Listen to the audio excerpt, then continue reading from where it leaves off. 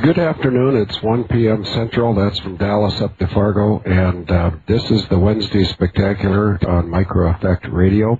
And when Sue comes back, I would like her to give her unbiased opinion of the events of last week over in England, and that event being a British Constitutional Government Convention that was held in the city of Stoke-on-Trent. And I have real difficulty staying out of the gutter with that particular name for some reason. But it's S-T-O-K-E, Stoke-on-Trent, which I believe means a village named Stoke on the Trent River, perhaps.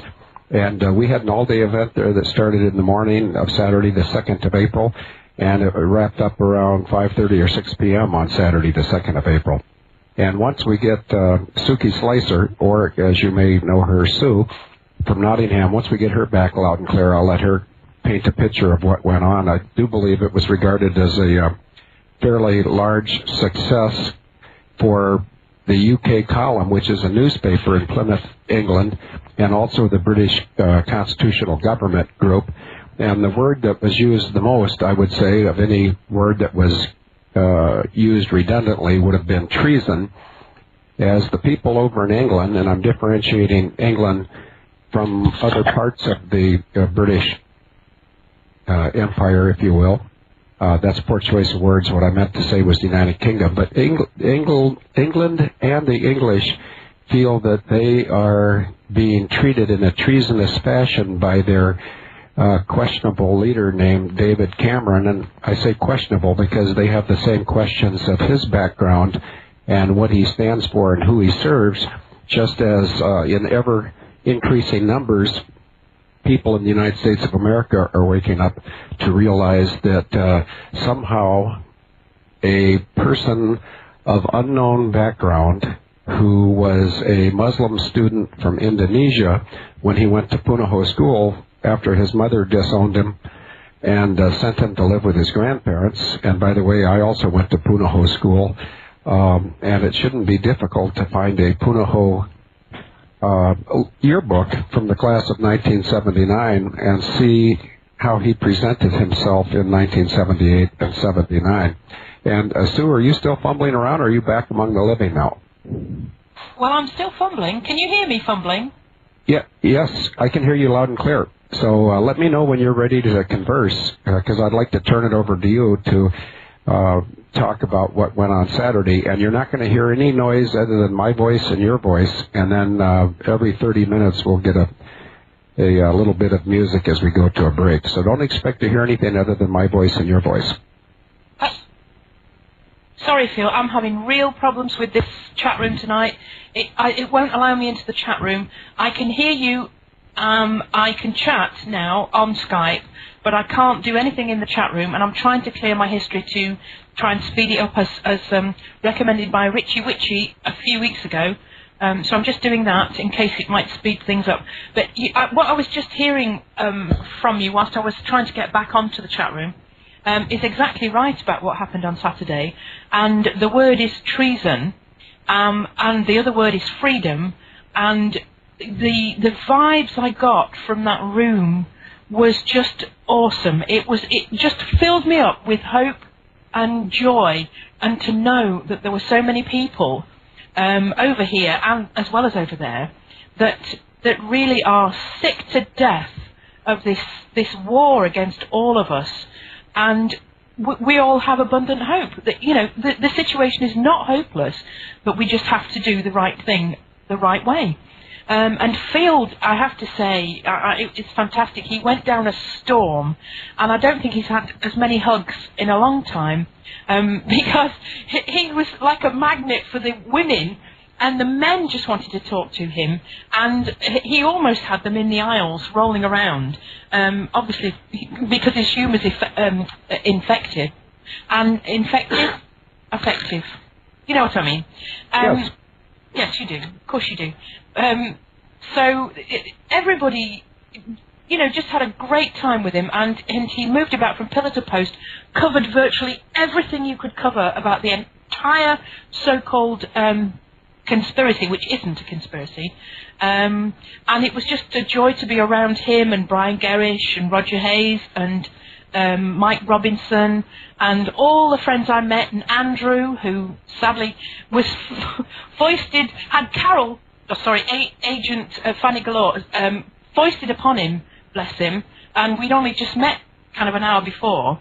But in times as these, it's like it's wartime and everybody just steps in and just wants to help and do what they can. So that was fantastic. So the day was wonderful. The evening was great. The singing was fantastic. And we should actually have had a collection, shouldn't we, Field, really, for our singing? Because it was appreciated by one or two people in there. So, yes, it was a wonderful day. Yes, and as far as our singing went, if anybody wanted to know what Suki Slicer and Agent Chip sounded like in the dining room of the Holiday Inn Express on the south end of Stoke-on-Trent, if you were to play any of the Captain and Tennille's hits and then play them instead of playing them at 45 RPM, maybe 54 RPM for a little higher, or 38 RPM for a little lower. But we were off key, but we did have people appreciating our selection of material, and they also made some nice comments on their way out, as it seemed everybody wanted out of the room when we were singing. But as far as your kind comments about the event where I had the privilege of speaking, and when I say privilege, let me just flesh that out. First of all, I was the only one from outside the United Kingdom. There were speakers from England and Ireland, and there was a speaker, Mike Robinson, who's originally from Northern Ireland. But Brian Garish, the UK column, and the British Constitutional Group, which is headed by Roger Hayes, they were extremely courteous to me, which is sort of funny because oftentimes the English referred to us Yanks as from the colonies, because on a lighthearted note, they still consider the United States a colony of the British Empire. On a serious note, however, and the vast majority of the speaking that day, I'm just putting up in the chat room right now, there were 420 people that paid about $20 to get into the room. And they were extremely well behaved. Nobody interrupted. When called upon, people in the audience would participate with either an expression of an opinion or an acknowledgement, yes or no, if they knew something. And as far as humor goes, I tried to suppress my humor, which, of course, can't be done for very long. And I had the privilege of speaking for 70 minutes. And the first thing that I remember that got a humor-like response was when I referred to the treason that was being foisted upon the English military, I should say the UK forces and the US forces, because neither the UK forces nor the US forces are in Libya with the permission of either Parliament or Congress. And you're moving the mic around. That's good. This is a live show and it's spontaneous, but every time you move the mic, we can hear you, Suki. But what I was going to say is, what we have over in Libya right now is a multinational force, and I said that I thought it was quite strange that the leader of the multinational force enforcing Hillary Clinton's no-fly zone, it's quite odd to me that the Canadian is leading this, and his name, by the way, is Charles Bouchard, and no one out there in the audience has ever heard of Charles Bouchard, but please correct me if I am wrong, Mensimax or Michigan Mark or Johnson, the three people that are most likely to have heard the name Charles Bouchard. The last time he was involved in a military action that I'm aware of is when he assisted General Maurice Burrill on the morning of 9/11 as Canada attacked the United States of America. And the four household names, and I'm going to make them household names, both in the United Kingdom and in the United States, the four horsemen, or if I were not on the radio right now with a gutter policy, I would probably say something else that starts with horse. Anyway, these four individuals from Canada who led the attack on America on 9/11, their names in order are Major General Maurice, M-A-U-R-I-C-E, Burrill, B-A-R-I-L. He was in the NORAD command post that morning, and he was assisted in the command post by the number 3 guy, whose name was Major Rick Finley. I can't spell that, nor do I want to. These people are despicable maggots, and I will not learn how to spell their names. The third party, the one that some of the smart guys here, and everybody in the chat room, by the way, has something to offer, and we're all equally valuable. Some of us either know more or think we know more than the others, but it doesn't really matter. Collectively, we know enough to get these guys out of office. But the third Canadian, Charles Bouchard, on the morning of 9/11, he was down at the 1st Air Force headquarters at Tyndall Air Force Base in Florida. And that's significant because the 1st Air Force is tasked with the alert sites around the perimeter of the United States, including the alert site at Langley Air Force Base, Virginia, where 3 Happy Hooligan pilots, their names are Brad Derrig, Craig Bjorgstrom, and Dean Ekman. Those 3 F-16 pilots took off with plenty of time, plenty of weapons, and plenty of fuel to stop whatever ultimately hit the Pentagon, which, of course, was not my college classmate, Captain Chick Burlingame, in American 77, because it was taken down in Whiskey 386 airspace under NEADS, N-E-A-D-S, Northeast Air Defense Sector, and Giant Killer was the controller. That's where Captain Chick Burlingame's American 77 met its watery end, and whatever hit the Pentagon could have been identified or stopped by the North Dakota pilots in their F-16s had the senior executive service of the United States of America not committed a treason in taking them off course. So I directed everybody in England to review these 4 names, and I'm holding the most despicable for last, but Brill and Finley were at the NORAD headquarters. Charles Bouchard, who's now heading up the effort by the no-fly people over in Libya to make Sarkozy's stature taller, and I didn't refer to him as Sarkozy in England, I referred to him as Shorty, and the English people like that a great deal. But anyway, the 4th name that we're leaving out here, we got Brill, Bouchard, Finley, and the 4th one is a person who I've named the Canadian Stallion, and that's Colonel Russell Williams, who right now is cooling his heels in a cell because he has pleaded guilty to the murders of 2 women that involved another type of an attack. Besides killing them, he did something else to them that I'm not going to say on the radio. You guys all know what it is. But this pervert named Russell Williams, he's involved in the 9/11 flying events. He was probably flying a Canadian CL-604 little white jet that was seen flying alongside of United 175 as 175 hit the second tower. That same little white jet or another one, and it would have been out of the 5th Wing at Goose Bay, Labrador. You can Google that if you look for the 5th Wing and Goose, and you'll see pictures of these little electric, they're not electric, but they are small Bombardier executive jets that were used for an electronic mission by the Canadians, and it appears they deployed one or several on 9/11, not to the advantage of the Americans. And we absolutely should go after the 4 Canadian horsemen, because those 4, whether they did it willingly or unwillingly, they were tasked by agreement. In other words, there was a signed agreement in effect for a 30-hour period starting the 10th of September, ending sometime the 11th of September, where the sovereignty of the U.S. airspace over all 48 of the states, actually we can say 50, but certainly the 48 continuous states down here, the sovereignty of our airspace was guaranteed by a signed contract between Major General Maurice Burrill and General Henry Shelton. And if you want to Google that name, Henry Shelton, you'll see he's the guy that was forced by William Jefferson Clinton to shut down the Able Danger folks. And the Able Danger folks are the Army people that would have clearly seen plans for some hijacking taking place, just like the Navy did.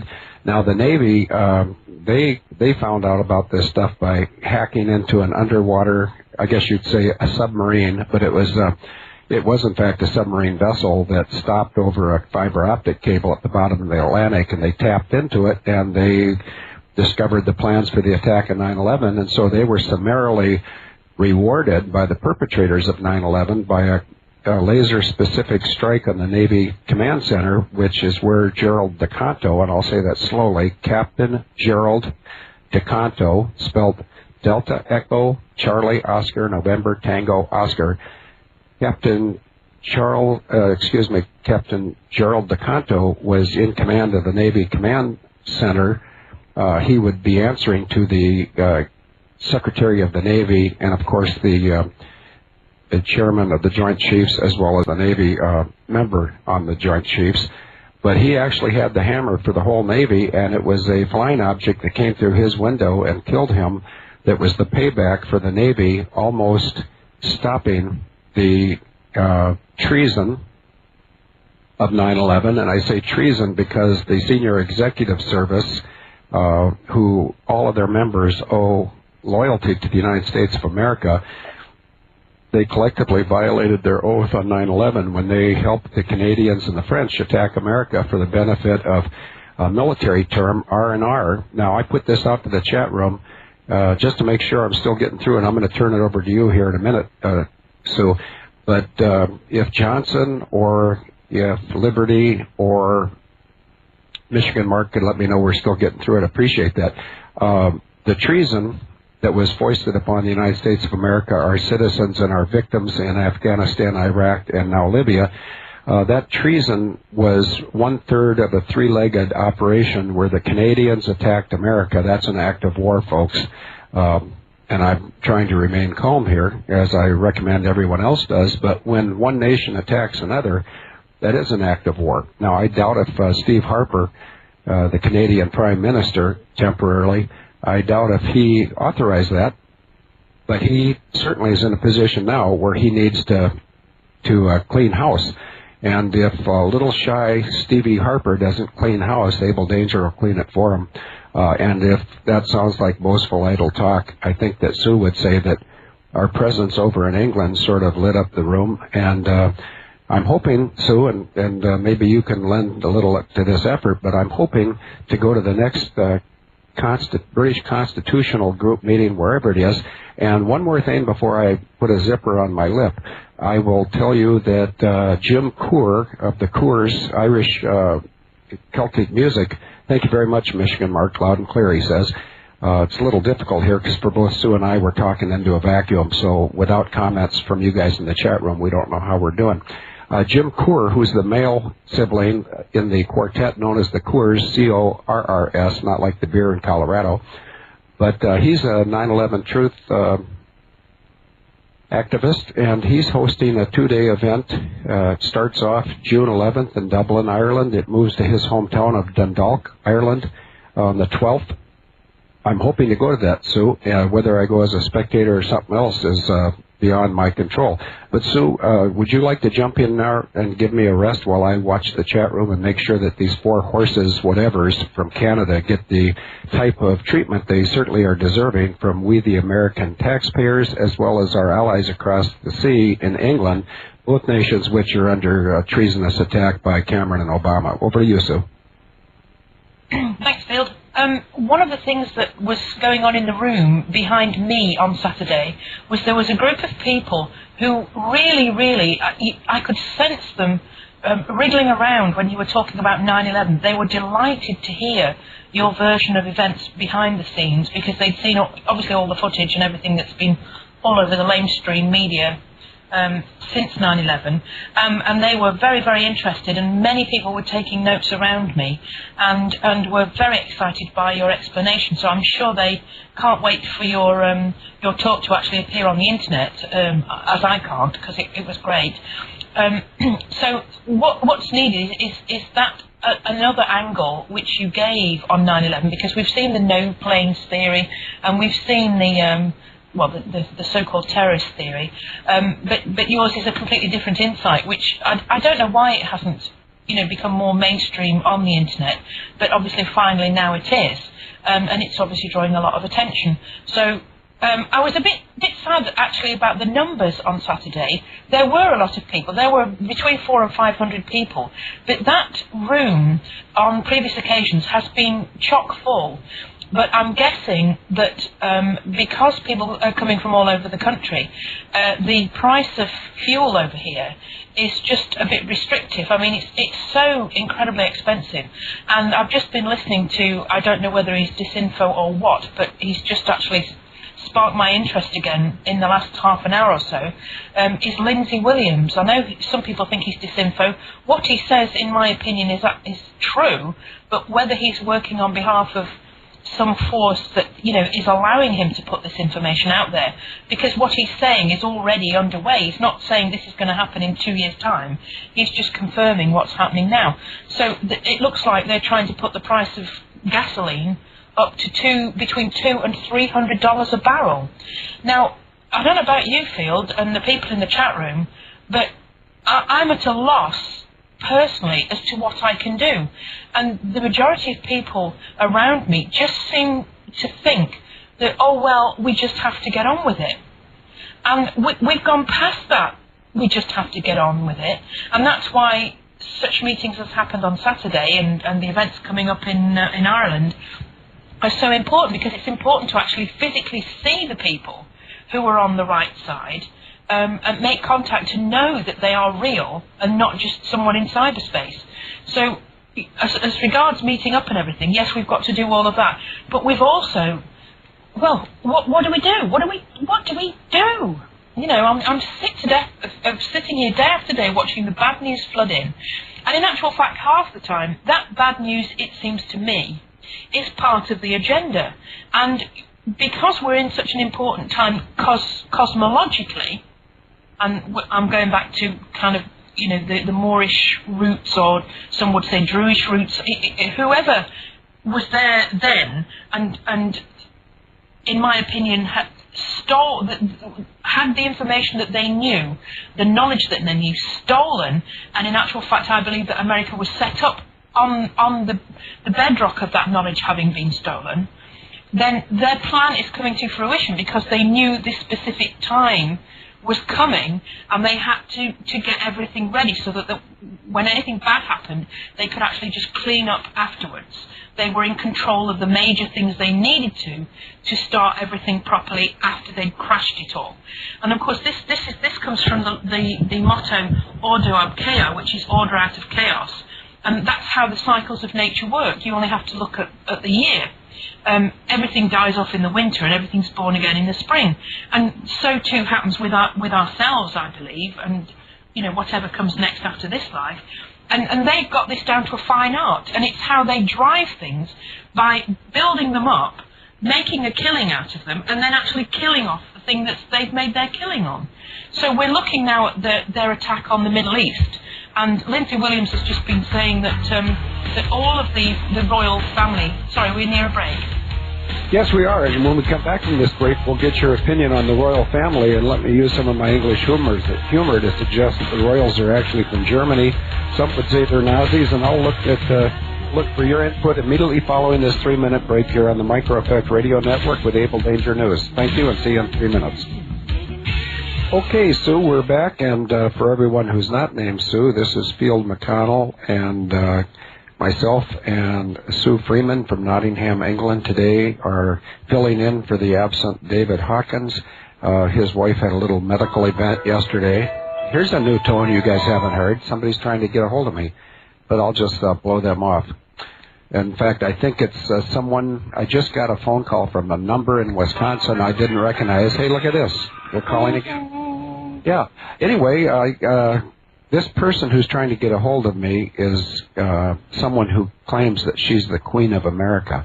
And that's a perfect lead-in to you, Sue, because we don't have a queen in America now that Nancy Face-Drop Pelosi's been removed from her office in her airplane. But you do have a queen over there. And amongst your other thoughts, would you tell us where your queen comes from and where her husband comes from, and any other thoughts on the royals? Well, her husband, who we know as Phil the Greek, obviously comes from that area.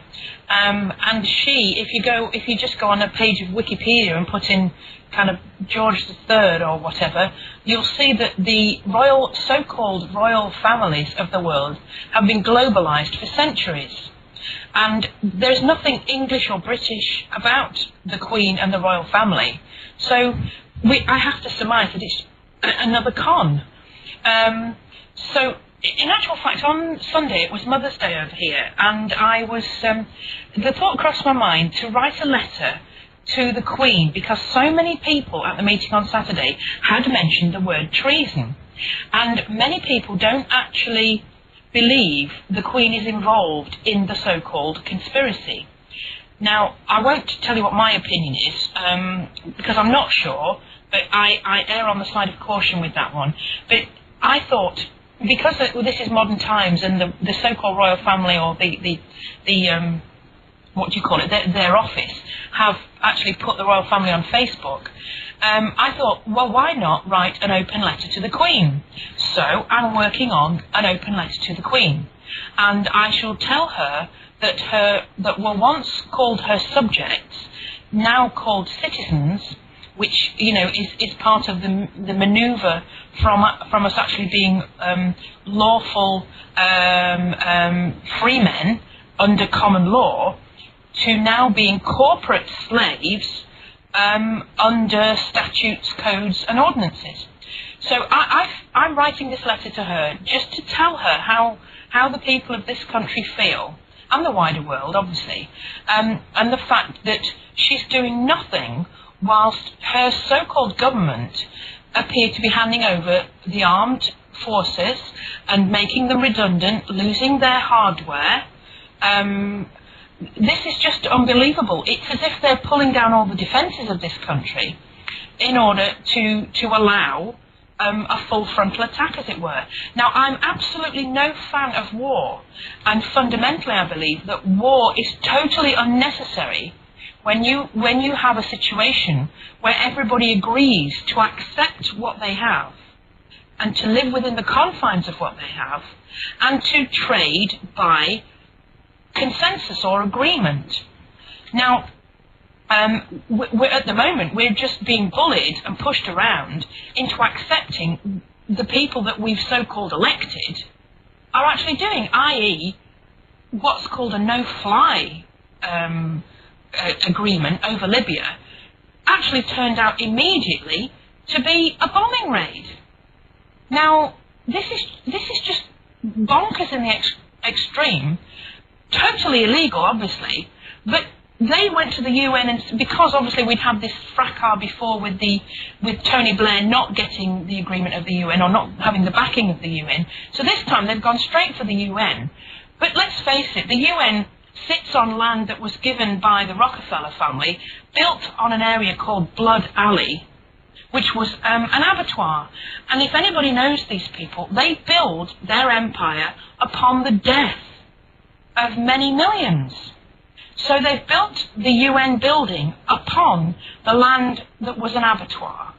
And there was a Great Fire of Chicago, there was a Great Fire of London. And those places just happened to be burnt down. The people that didn't get out of there obviously died there. And then they get to rebuild Chicago and the City of London and many other places who've had a Great Fire.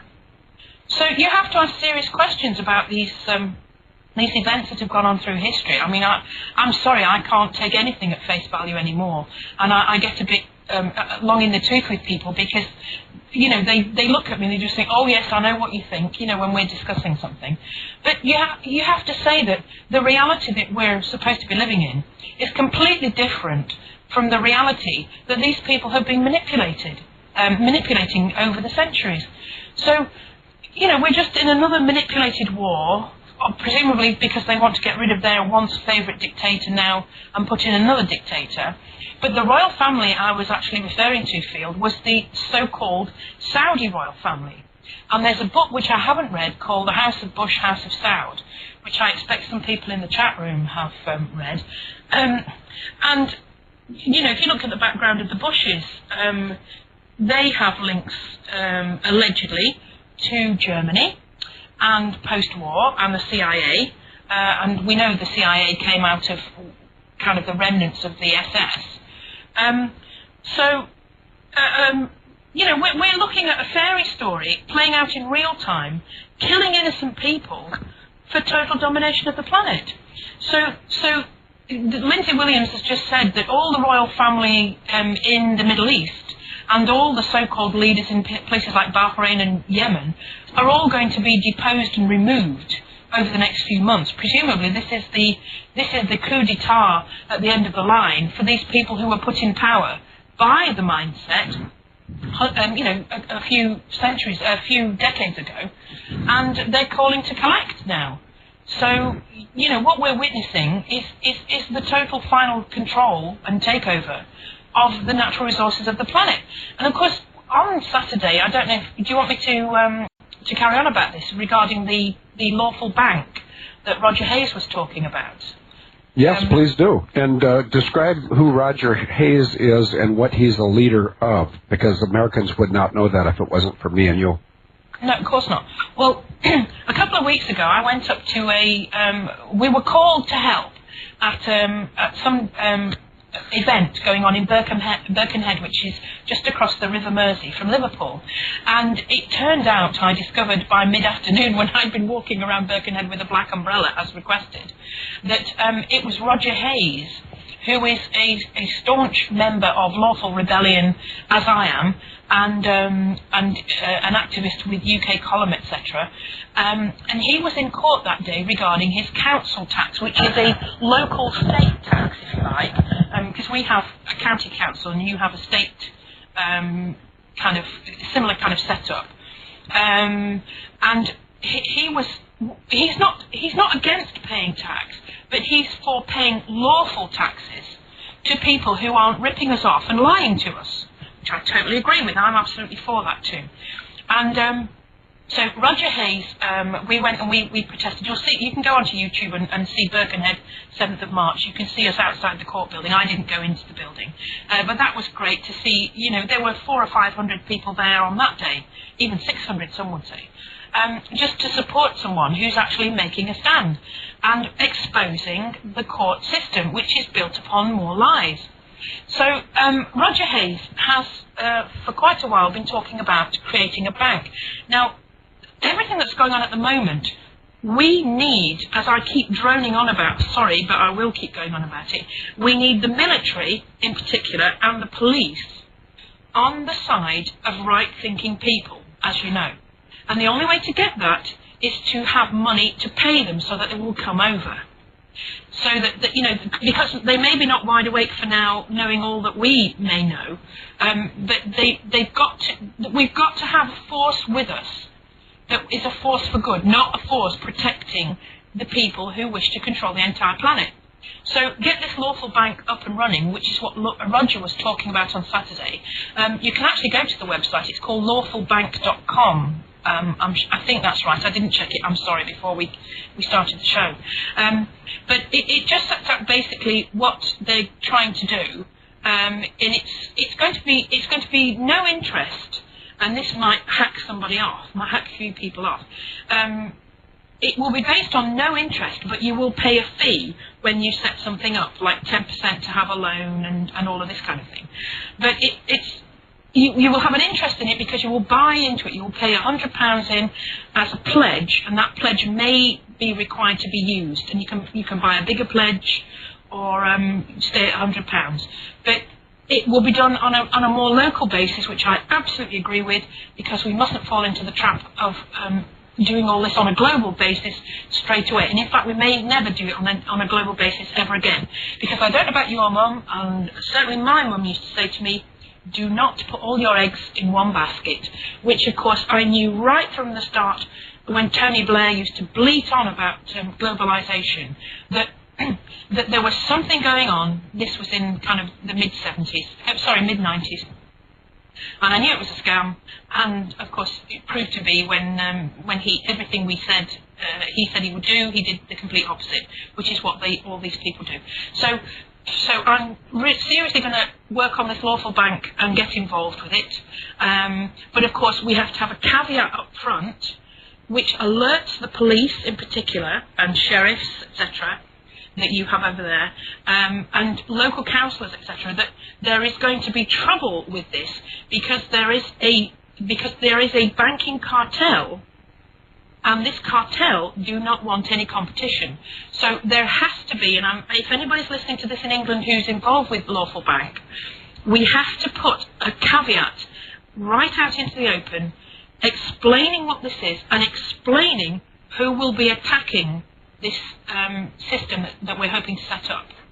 And then, obviously, once it begins to be up and running, then we will pay the police and the military, and they will do the right thing and come over and work with us and not against us. So I'll firehose myself for now, Field.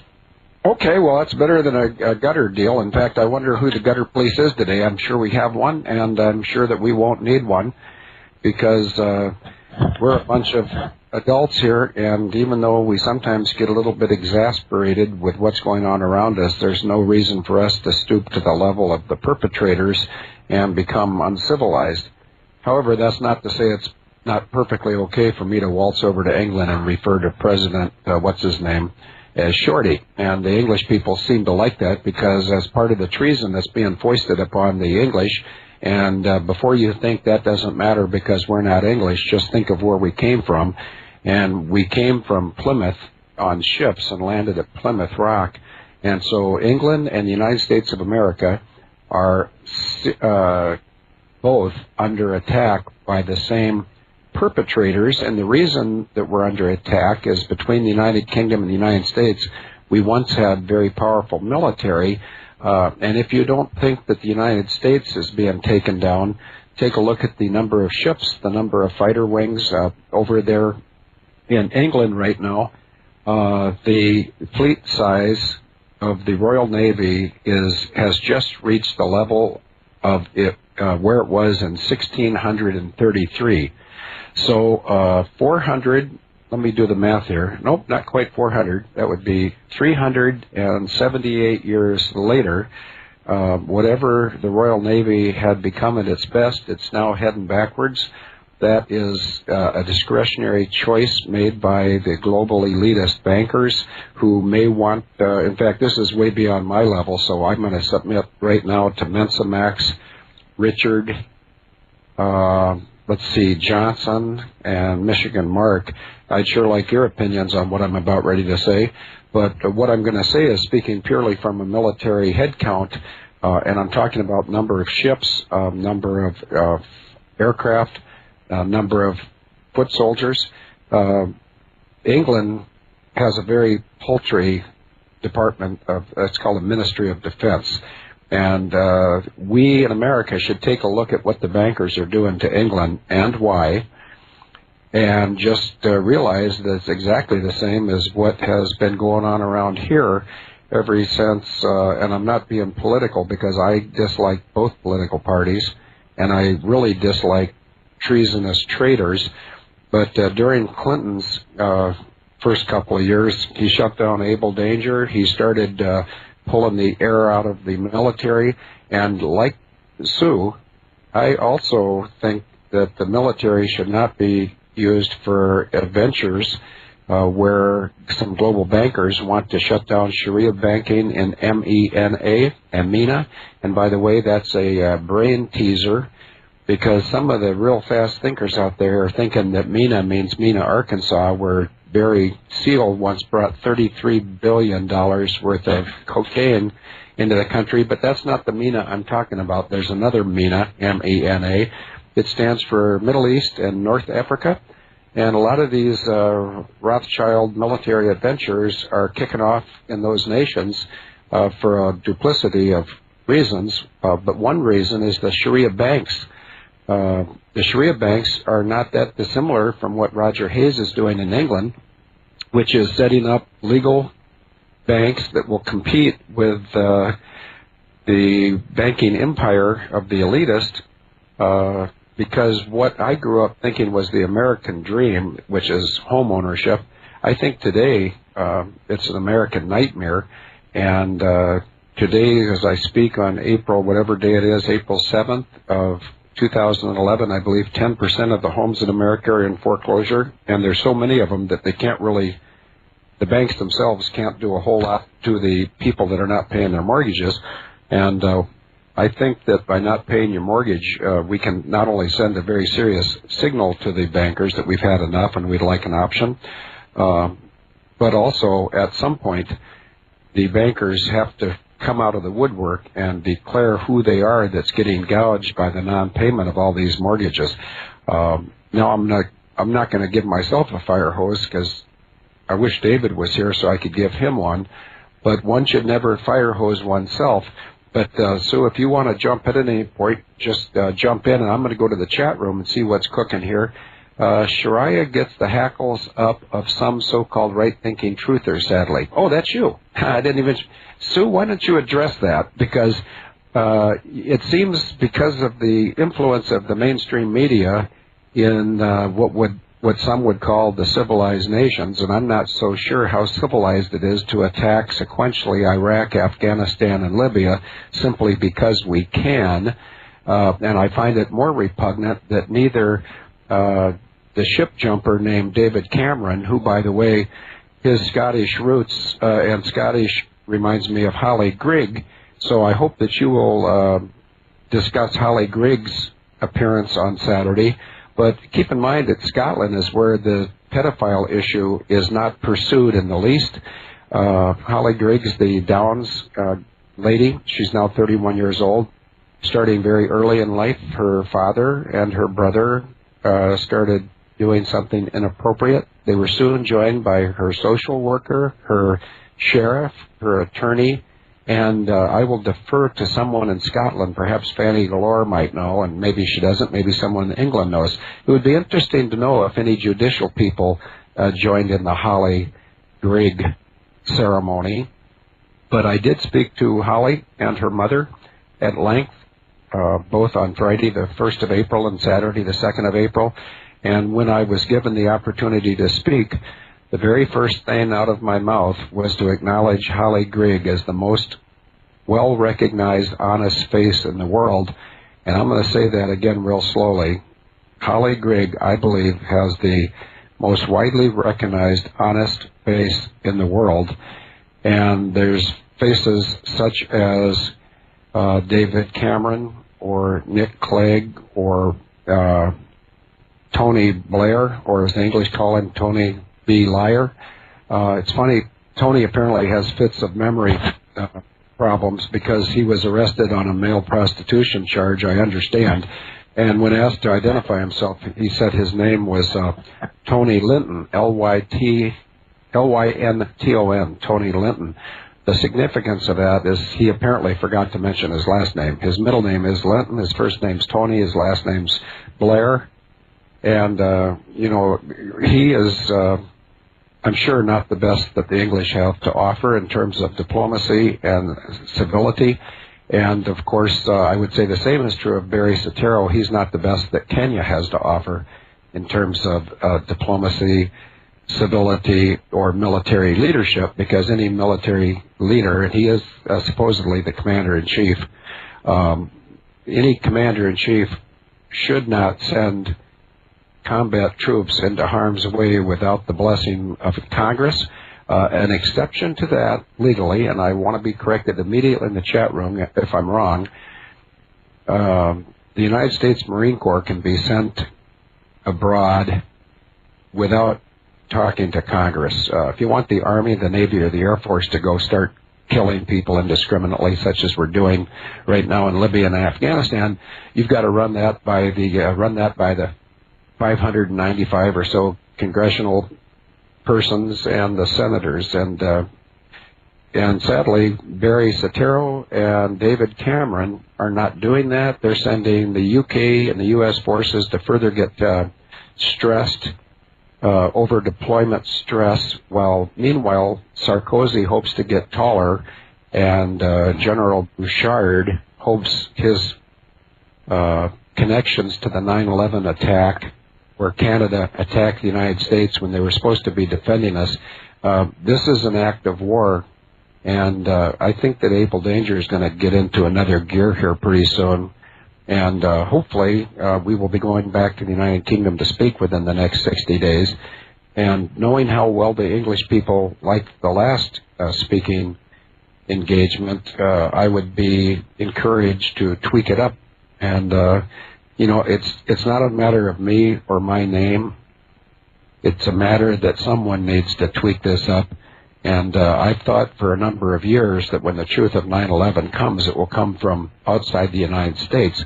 And I still believe that, but I got the creepy feeling last weekend that it could be my voice from outside the United States that is helpful in getting the truth of the treason and the the warlike attack of Canada on the United States.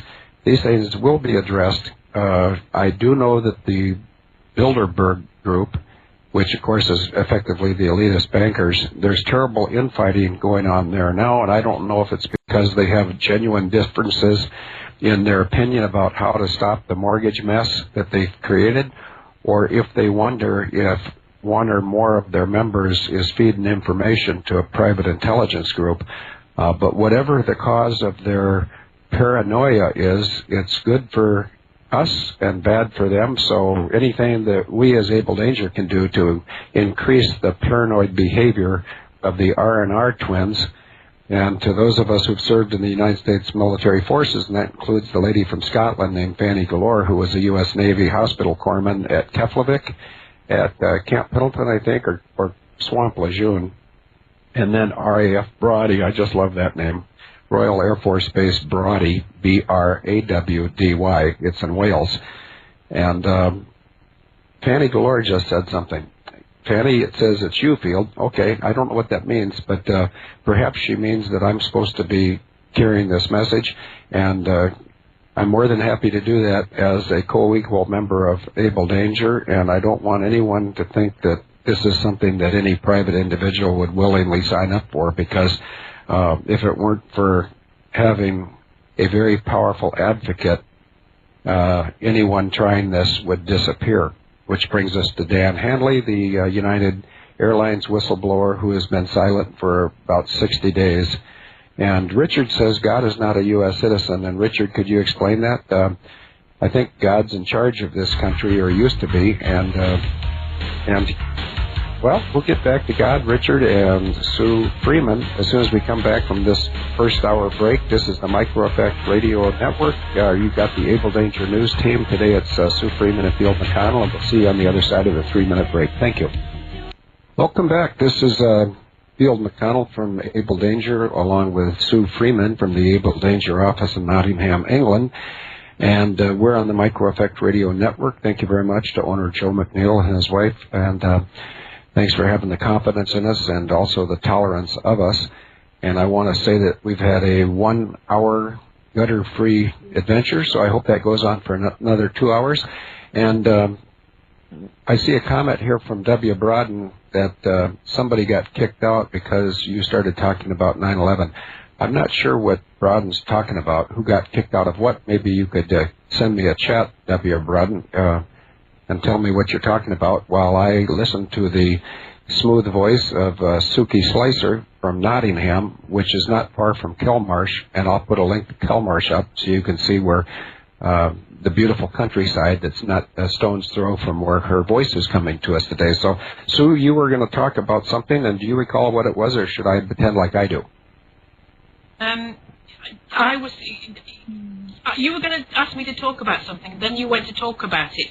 But I'll also talk about it, which was Holly Gregg, and it was a real honour to say hello to her and give her a hug. And she got a standing ovation in the hall, as did her mum. And Robert Green was there, who's been heavily involved in the Holly Gregg case, giving us an update on what he was doing. And that poor man is wanted in several places by the so-called law, as they say in the Pink Panther films. But the truth will prevail, and basically all of these people, such as yourself, Robert Green, Roger Hayes, John Hurst, who was there, an ex-policeman, who spoke very, very quickly, so I can't wait to see the video. But what he was saying was absolutely on target regarding the state we find ourselves in and fighting against it. And none of us are armed in this movement. The only thing we're armed with is an appetite for the truth, and we fight with that truth when we find it, or what we believe is the truth. And Richard's just been saying in here that if you do believe in God or a power in the universe, something greater than ourselves, then you make that choice. You either work for the dark side or you work for the right side, and we're all on the right side in Able Danger. And people say, well, you can't have it all one way, you've got to have a mix.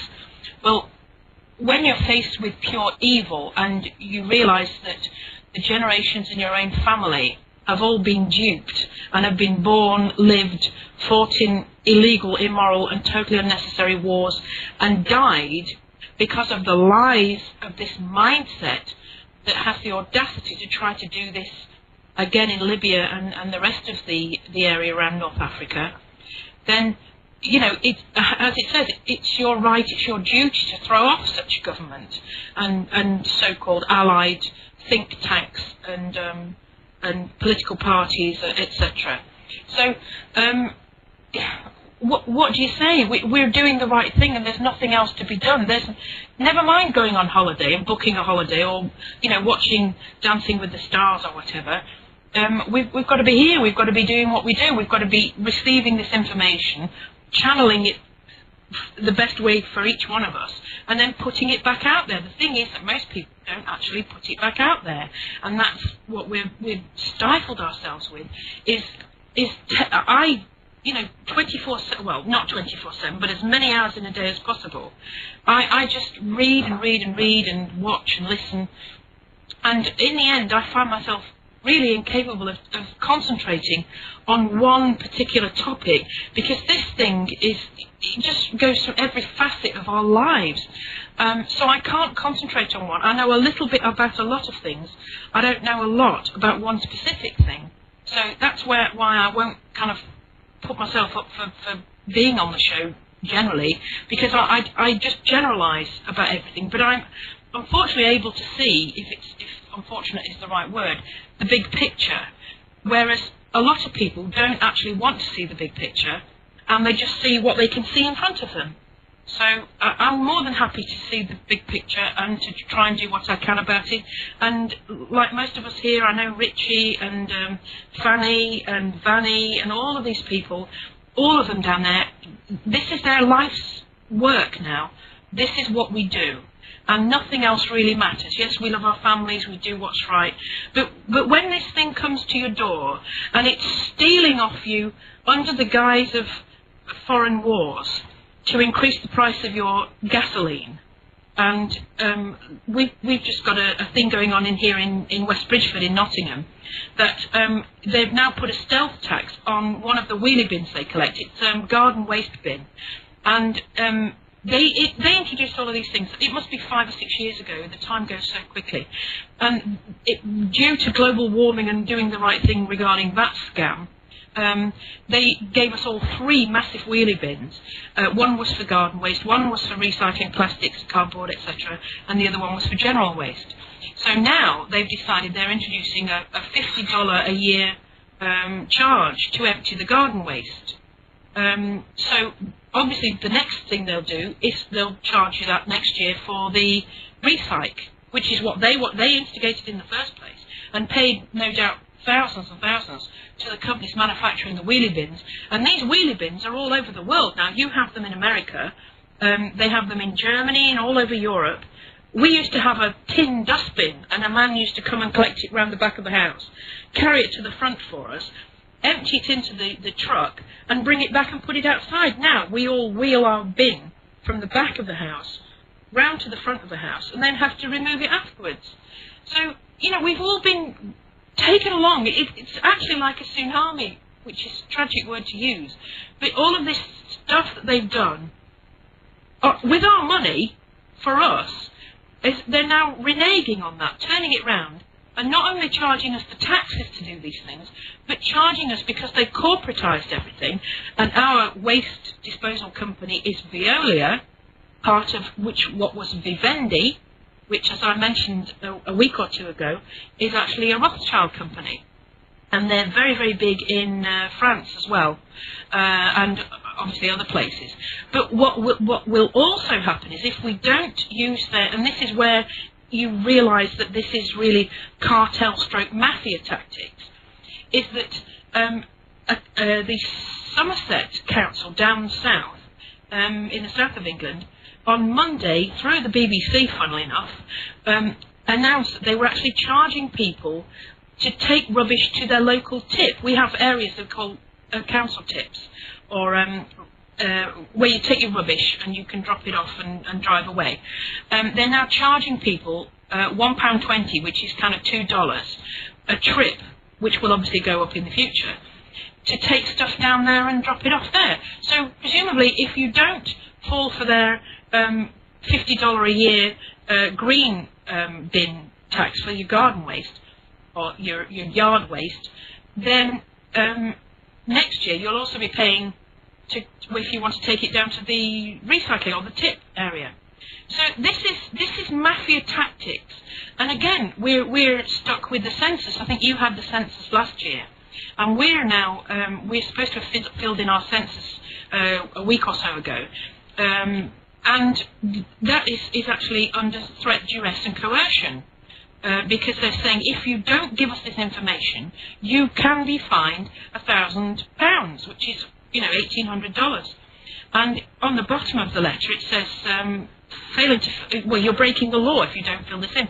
Now it's not law because it's just a statute, and they're actually offering you a contract, but that's another story. But these are the tactics. This mindset is a cartel-stroke mafia, and it works through everything, even through 9/11, etc., how they've done all of this. But the worst part about the census is, and the same applies to your census in America, is that the information, or the collation of the information, is actually to be done by Lockheed Martin. Now, I'm not a fan, as I've said before, of war or weapons manufacture. I mean, I suppose we have to have some kind of deterrent. But of course, once you get standing armies, you've got to use those standing armies. And then if people usurp the government, then that standing army actually gets corporatized, which is what's happened in this country. So we're filling in all our personal information for the likes of Lockheed Martin, so that they can create government policy for the next 10 years, which is absolute bunkum, because any government policy they've had for the last 10 years or last 50 years is a complete failure, in that the banks are all broke, we've bailed them out, governments failed, local governments failed, everything's failed. The high streets closing down, the pubs are disappearing, the whole thing is a failure. So why are we filling in a form if all they're delivering to us is failure? So going back to the conference, is the most important thing on that issue regarding Roger Hayes is, for me, the bank. I refer to it as a people's bank. So I think that's going to get us kick-started regarding getting people on our side so that we can still pay them a salary so that they will do the right thing. So, can you fire hose me, Field, if you don't want me to fire hose myself? Well, I don't know. Do you enjoy fire hosing yourself? Not really. Mind you, it was warm today, so a fire hose might have been nice. It was gorgeous. We've had chemtrails all day, but they haven't actually managed to block out the sun. So we've got a lovely blue sky and a fantastic red sunset. So they didn't manage to do whatever they do up there today, but they certainly did try all day, and the sky was just completely abnormal, as usual. But it is beautiful, and it's very, very warm and very nice. Well, good. I'm glad. No, I don't like to fire hose myself. Okay, well, I'll fire hose you. Go on then. And I see something from Michigan Mark, State Department document 7277. So I hope I get a link from him or someone else about that. What I was going to say is I want to be the first one to identify myself as being totally ignorant of chemtrails. However, that's not to be dismissive of the issue, and I'll address that two ways. As number one, there's a fellow up in Vancouver, British Columbia, named Tim White. Many of you have gotten some emails from him. He's also a character in our fiction, and his character in the fiction is Tango Whiskey. He's extremely knowledgeable of chemtrails and the plumbing that's been put in 747 airliners, and I'll just stop with the Tim White thread there, and if anybody wants to be put in touch with him so he can educate you if you have an interest on chemtrails, I'll be happy to. But the second half of today's show, assuming he shows up, and I'm going to encourage Sue to either stay with us for as long as you wish, or if August Dunning does not show up, please don't hang me out to dry, save me, throw me a lifeline. But I just heard from August yesterday, I believe, that a potential use of these chemtrails, if there are such a thing, and I'm ignorant, I can't I don't begin to know much about anything because I know so much about the flying events of 9/11. I don't have much more storage capacity in my brain. But as far as the chemtrails, I believe August Dunning, who's a rocket scientist and an astrophysicist with a very interesting background, he was discussing with me the HARP technology after last week's visit. In fact, today's Wednesday. It was 2 weeks ago today that I was in the HARP control room of the Arecibo Observatory down in Arecibo, Puerto Rico, and I'll put that up here in a minute in the chat. But I had my camera with me. I got some very interesting photos. But I also have one of 3 photos, and I've sent this to very few of you, but if anybody wants a picture, I happen to have I don't have the original picture, but I have a copy, and there's only 3 copies that I know of the U-2 that was down at Ramey Air Force Base, Puerto Rico, just prior and just after the Haiti earthquake. And I'm sure the Air Force would love to know how I came to get this picture of the U-2, because it was in a secure hangar with armed guards, and yet somehow a camera got a very good picture of the nose of the U-2, where there was some very unprofessional nose art. And I did not say Noah's Ark. For those of you who like to overreact to everything smacking of church, I said nose, November Oscar Sierra Echo, art, Alpha Romeo Tango. And many of you, and most of you, understand that during World War II, a lot of the U.S. bombers and fighters had all sorts of artistic stuff on the nose to personalize the airplane, which many of these young men went to their death in, such as Joe Kennedy, who was shot down by Elliot Roosevelt's son, I believe. And but the picture of the U-2, I got that, honestly, and I'll tell you the truth of how it came to me. The people that had the picture of the U-2 did not understand the history of that particular airplane as it pertains to the Haiti earthquake. And I'll just stop short there and remind everyone, and Mensa Max or Michigan Mark Sailor, Jack Mack, or any of you guys that really pay attention, and the vast majority of you do, but the 4 men I just mentioned are quick to correct me when I misspeak, and I thank you for that. But if I'm not mistaken, the U.S. response to the Haiti earthquake started 24 hours before the Haiti earthquake. And if that doesn't make sense to you, just think back to the BBC coverage of the falling of Building 7.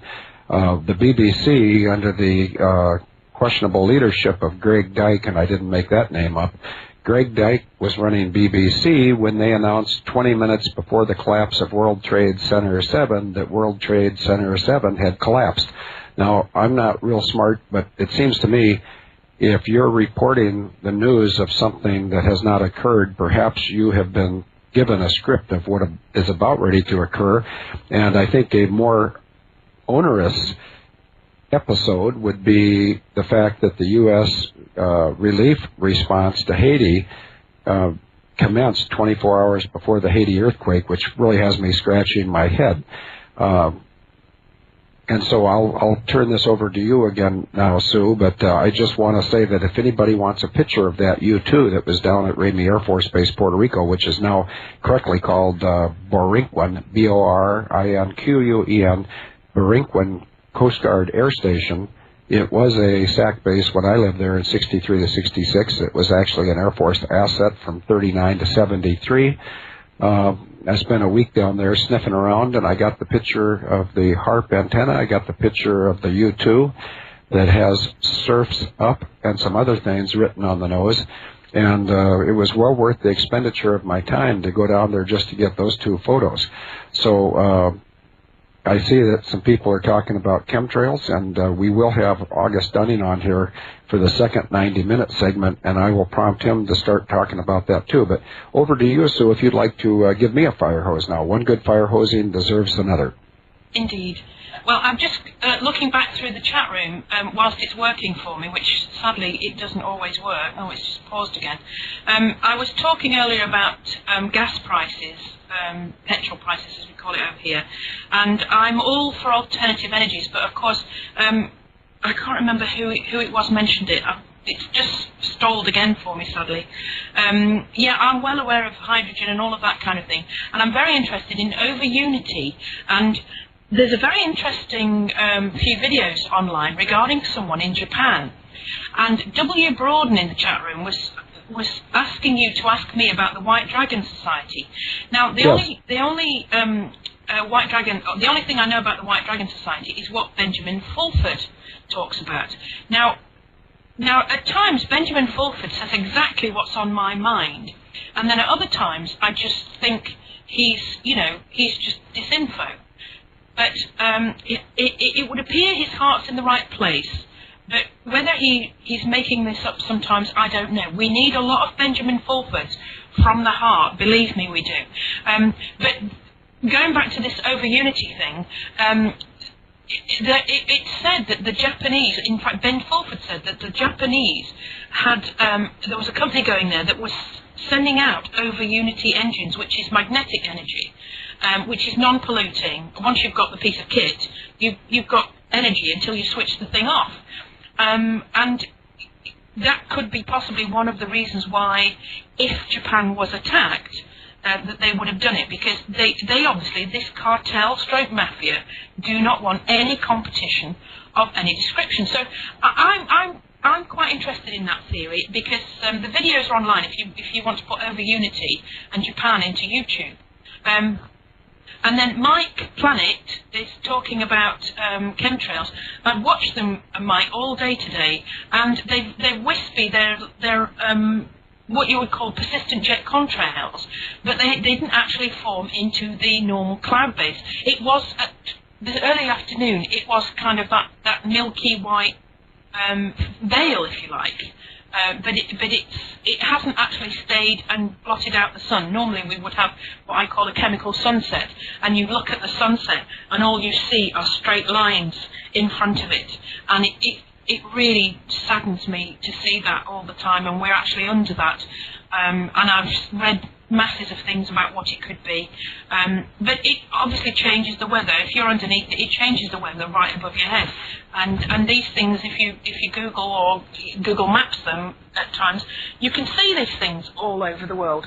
So it's a global phenomenon, and to have that many planes that can do this all over the world, well, it boggles my mind, because I can't believe there are that many planes to create that many chemtrails all over the world. But there again, is it something, is it something from somewhere else other than the Earth? Could be, could very well be, because things are certainly stranger than fiction. So I'm well up for alternative energies, and that's another thing we've got to do. Along with lawful banking, we've got to have lawful building, and I've got plans afoot to actually get into contacting contractors who have buildings lying empty, and anybody like Richard Branson, fat chance I expect. Well, that's interesting as well regarding Richard Branson today. Somebody like him who's prepared to actually put some money into this, into local places to convert old buildings into apartments for our young people. This is very close to my heart, because I have two boys in their 20s who want to live somewhere but can't, want to buy their own places.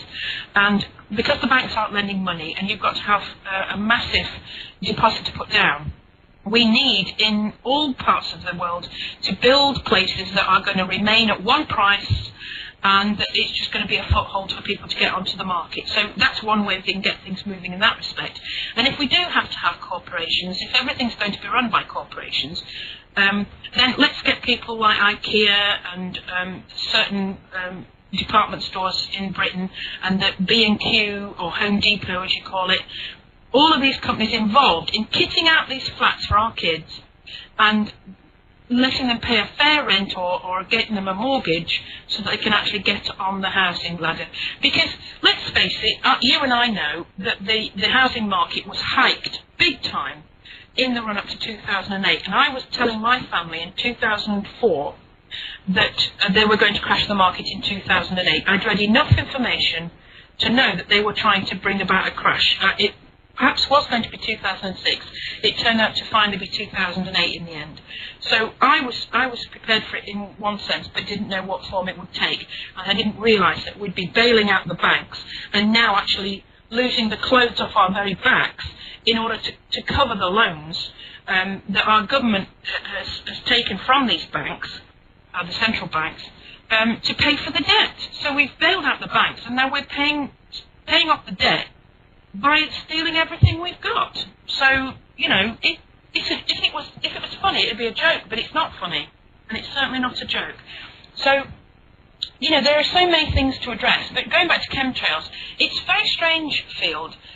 We were talking to a pilot a couple of weeks ago on another show regarding chemtrails, and I can't believe he didn't actually know what they were. And of course, ordinary people on the internet talk about chemtrails all the time. A lot of people you meet in the street don't even look up into the sky, so they don't even know whether if it's raining, it's wet, obviously. But they couldn't tell you what was going on in the sky if their life depended upon it. But people like me, who are kind of clocking everything that's going on around me 360, are very well aware that something's been very wrong since the beginning of just the end of the 1990s. So I'm surprised that pilots in general don't actually understand or recognise chemtrails. I find that quite curious. But I think you've seen them, haven't you now? You know that there's something going on, but maybe you don't actually acknowledge them as chemtrails. I don't know. Over to you, Phil. What do you think? Well, I don't have an opinion on chemtrails, and I'm not trying to be evasive or anything else.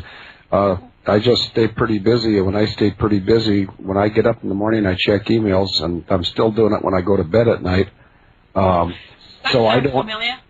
Yeah, it does, and you know, it's my obligation to be doing what I'm doing, and when I say that, let me slow down and flesh that out. But on the 4th of December of 06, I was effectively led to begin this pursuit of the truth only as it pertains to the flying events of 9/11.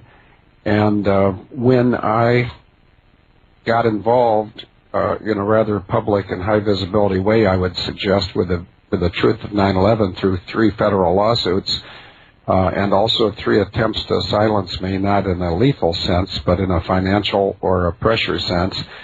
Those efforts being, number one, when Northwest Airlines told me to shut up or take a physical, and then when Northwest Airlines told me that I had been taken off payroll because I had failed to go to a shrink appointment, which, by the way, Northwest Airlines had never told me to go to, and therefore the recently concluded civil case 1:08-1600 parentheses Romeo Mike Charlie Rosemary Collier parentheses pro se, that was indeed a fraud upon the court when the Airline Pilots Association lied to the judge, and I'm not done with them yet, and that doesn't mean I have a vengeful bone in my body. As most of you who've listened to me speak before fully understand, I don't always act on my own timing or my own motivation, and therefore I'm not concerned in the least when the United States Department of Justice dismissed my lawsuit, because it allows me to keep right on telling the truth, which I will do, and I can't wait to go back to England. And I really enjoyed, Sue, I really enjoyed speaking to the people for 70 minutes Saturday morning, and I could tell that they found something in my delivery that was new and refreshing to them, and I think probably it was just my irreverent attitudes towards royals and short people from France. I just want to sort of step back and say that real soon now we're going to be getting the music at the bottom of the halfway point, and so I'm guessing, I haven't had any indication, I'm quadruple tasking right now, but I'm guessing that August will be joining us. But if he does not join us, please stand by, Sue, because I think that you're very well received, not only because you're from another country, that being England, but because you're a different gender than myself and David Hawkins, and all of these differences make us stronger. They don't make us weaker, whereas the diversity foisted upon us by the Senior Executive Service, the City of London, and Equity of Canada, and those are the 3 troublesome organizations that are trying to destroy what I would call the Anglosphere. Others might call it something else, and who cares what's in the name. But we will be getting a little signal here shortly that we need to go to the halftime break. And so, Sue, I hope you can hang in and at least visit. If August is here, that you'll stay and visit, and then at your leisure, you can withdraw whenever you want, or you can stay for the entire show. And I also want to point...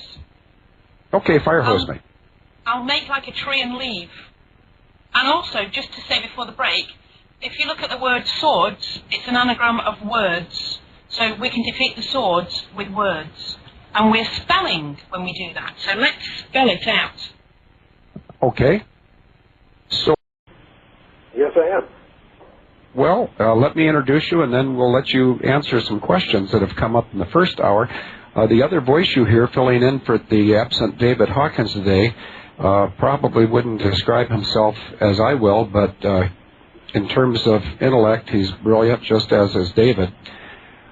His background, and he'll give you more details on it, but from my perspective, he appears to be a rocket scientist, an astrophysicist, someone who's had some interesting flying history in the performance of his scientific duties. He's got a great love of this nation. He's a direct descendant of Franklin, what's his name, Benjamin Franklin. He also is extremely committed to the production of healthy foods in spite of what those parties such as David Cameron, Obama, the Food and Drug Administration, Monsanto, Cargill, regardless of what they're trying to do to our food source, this man, whose name is August Dunning, is dedicated to not only the academic answers that will allow each of us around the globe to provide for our own health to a larger degree, but he also is hands-on, and he's getting his hands and feet dirty in real life farming, and he is capable of assisting in the distribution of not only some super seeds but also some minerals. And I think that's enough of an introduction. August, if you want to take it away, and when you do respond to my introduction by your academic background, please feel free to correct me.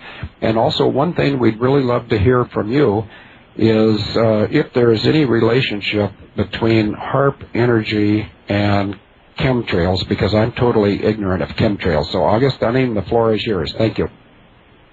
Thank you for that very nice introduction. I appreciate that, Field. Yeah, I have been in science for a long time. A lot of physics, a lot of chemistry, a lot of space science, natural sciences. And saw a bunch of interesting things as I kept investigating smaller and smaller and smaller in the world of physical matter. And found, for some reason, a path into agriculture and nanochemistry. As I found out that roots can only absorb ions, and ions, elements, are the source of activating vitamins and stimulating protein production and opening up gene codes and all this stuff. And so really I kind of went from rocket science into soil science, and it's a lot more rewarding. You don't get a lot of toxic chemicals, but you get this nice brown stuff. I think it's called earth on you. And I love it immensely.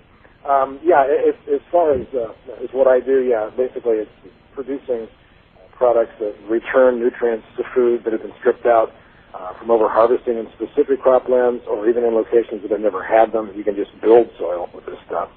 And of course, this knowledge that I have is happens to over many, many disciplines, and one of which was nanochemistry and explosives, which is where I started talking with Field originally, and David, on some of the things that were obviously being used in the World Trade Center on that experiment in consequent management is what I like to call it.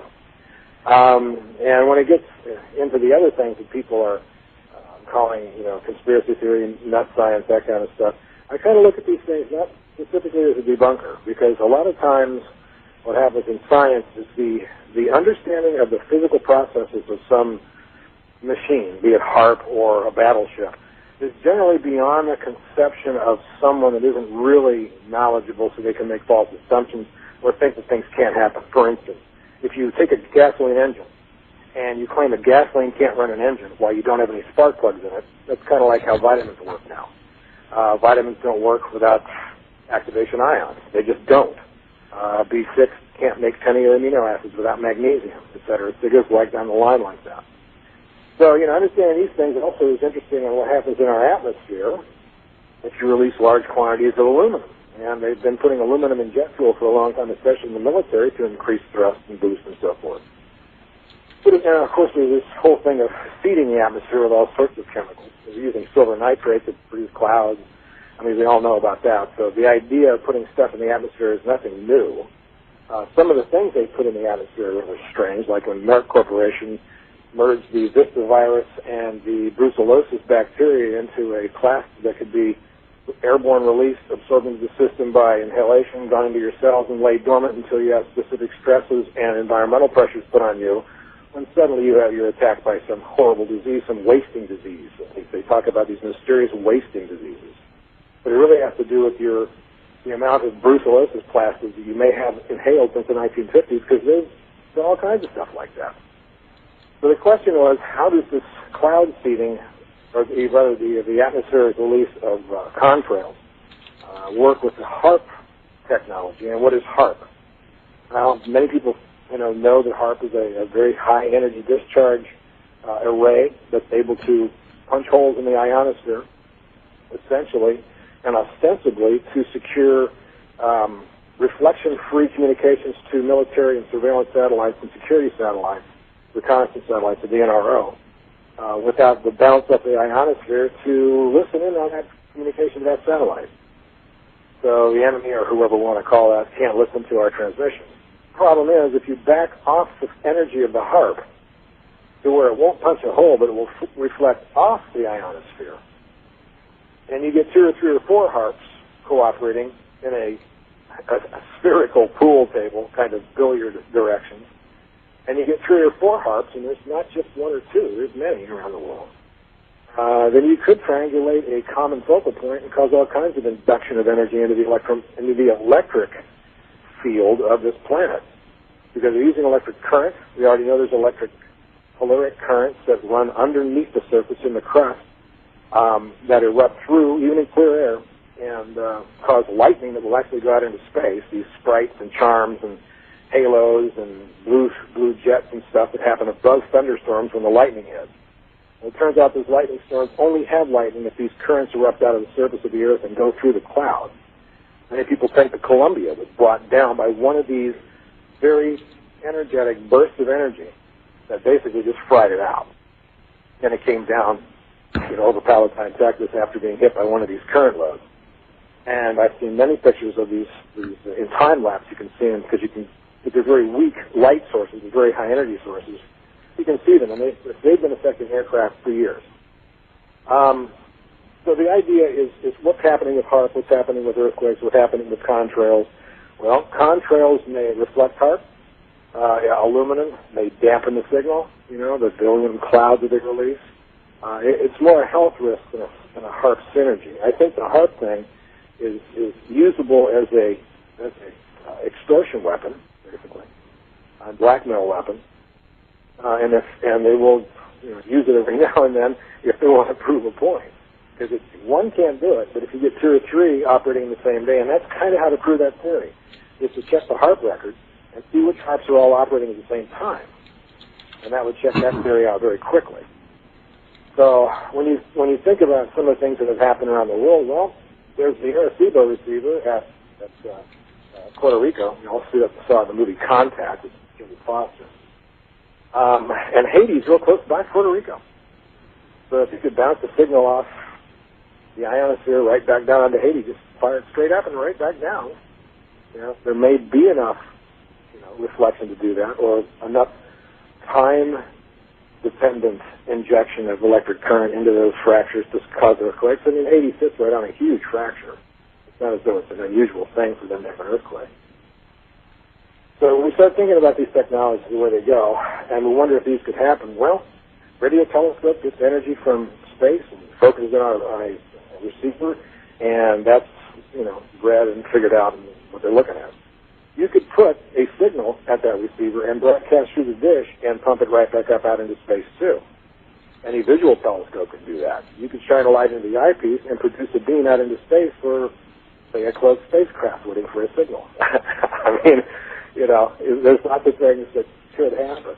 I personally think HAARP is being used for nefarious reasons. It happens here and there. And I think they're messing with technology that they may lose their grip on that technology very easily.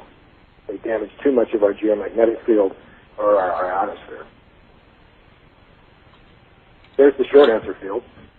Well, that was a very good answer, and if I sound disjointed or like I'm not paying attention, I was hanging on your every word, and I very much appreciate your explanation. And what I was doing that had my attention is in the chat room right now, and let me just stop there and ask you, Augie, are you in the chat room? No, I'm actually doing some calculations while I talk to everybody. Okay. Yeah, well, I think you're either in the mountains of Kansas, which previously been undiscovered by Rand McNally and other people, or you could be in the foothills of California. But wherever you are, we thank you for joining us today. And what I was involved in there when I sounded like I was distracted was a bunch of us in the chat room are trying to determine who one of the fellows is, whose name is HOIPOLLOI, and I've determined that he was sitting in the front row on the left side of the aisle at our event on Saturday, and he in fact is a young man from Wales. And let me back up by saying I'm 1/4 Welsh, and I think the Welsh countryside is some of the most beautiful land I've ever seen in my life, specifically Powys, Crickhowell, Wales, where there is a bed and breakfast called the Glyphaes House, Glifffaes, and I was there for a British cattle meeting in November of '99, maybe it was October of '99, and I'm sure that I'll be back in Wales someday. Suki Slicer, who preceded you on this show, she had the first 90 minutes with me in David Hawkins' absence, but she was trying to send the Able Danger speakers over to Corwen, Corwen, Corwen, Wales, and it didn't get done on this trip, and she also, I think, had an event penciled in for Leicestershire, England, and I probably butchered the pronunciation. It's spelled Leicester, but as far as the fellow from Wales, the reason I wanted to identify him, if that's who he was, and it is because he was paying attention, he was mentally engaged, and he was the one person whose hand shot up in the air when I asked the 420 people, and I see your comment, Richard, I'll get to it. When I asked the 420 people to guess at which point the U.S. responded to the Haiti earthquake, he put his hand up in the air and responded appropriately. 24 hours ahead of the earthquake, the U.S. responded. So a question that just came in the chat room, August, and maybe you want to discuss this, maybe you don't. Richard from Wimberley, Texas, where he plays every Friday and perhaps Saturday night at Kate's restaurant, and I was down there about a month ago listening to him play. Richard wants to have one of us address earthquakes, and since I'm not an earthquake guy, is there anything that you want to discuss? And Richard, if you give me a more precise question for August, I will pass that along to August. But I presume that they're wondering about the different types of earthquakes. There's something called, it slides left and right as opposed to sliding vertically. And maybe you could address what type of an earthquake it was that hit Japan recently while I answer my phone. Right, you're talking about tectonic activity and tectonic movement of crustal plates. Because that's generally where earthquakes are happening, when you've got large amounts of rock moving around and stress being released in large amounts in a very short amount of time. You end up with this huge, reverberation through the crustal materials, and the earthquakes happen. There are curiosities regarding the one in Japan, for instance, because as it was said in a couple of reports, that apparently what happened deep in the earth is the whole area collapsed 15 feet. It just collapsed on itself deep inside the earth, and the resultant surface just came down, and the tsunami came rolling in. So if you look at what might have happened there, you start thinking HAARP technologies. HAARP is an electric induction or penetration tool that is able to work within the electric currents of this planet. These hot and very high potential energy fractures and subductions and kind of energy that is brought up by these things are very, very hot. They have a lot of electrical energy, which is what heat is. Heat is photons. Photons are electrons and positrons in spinning little matrices.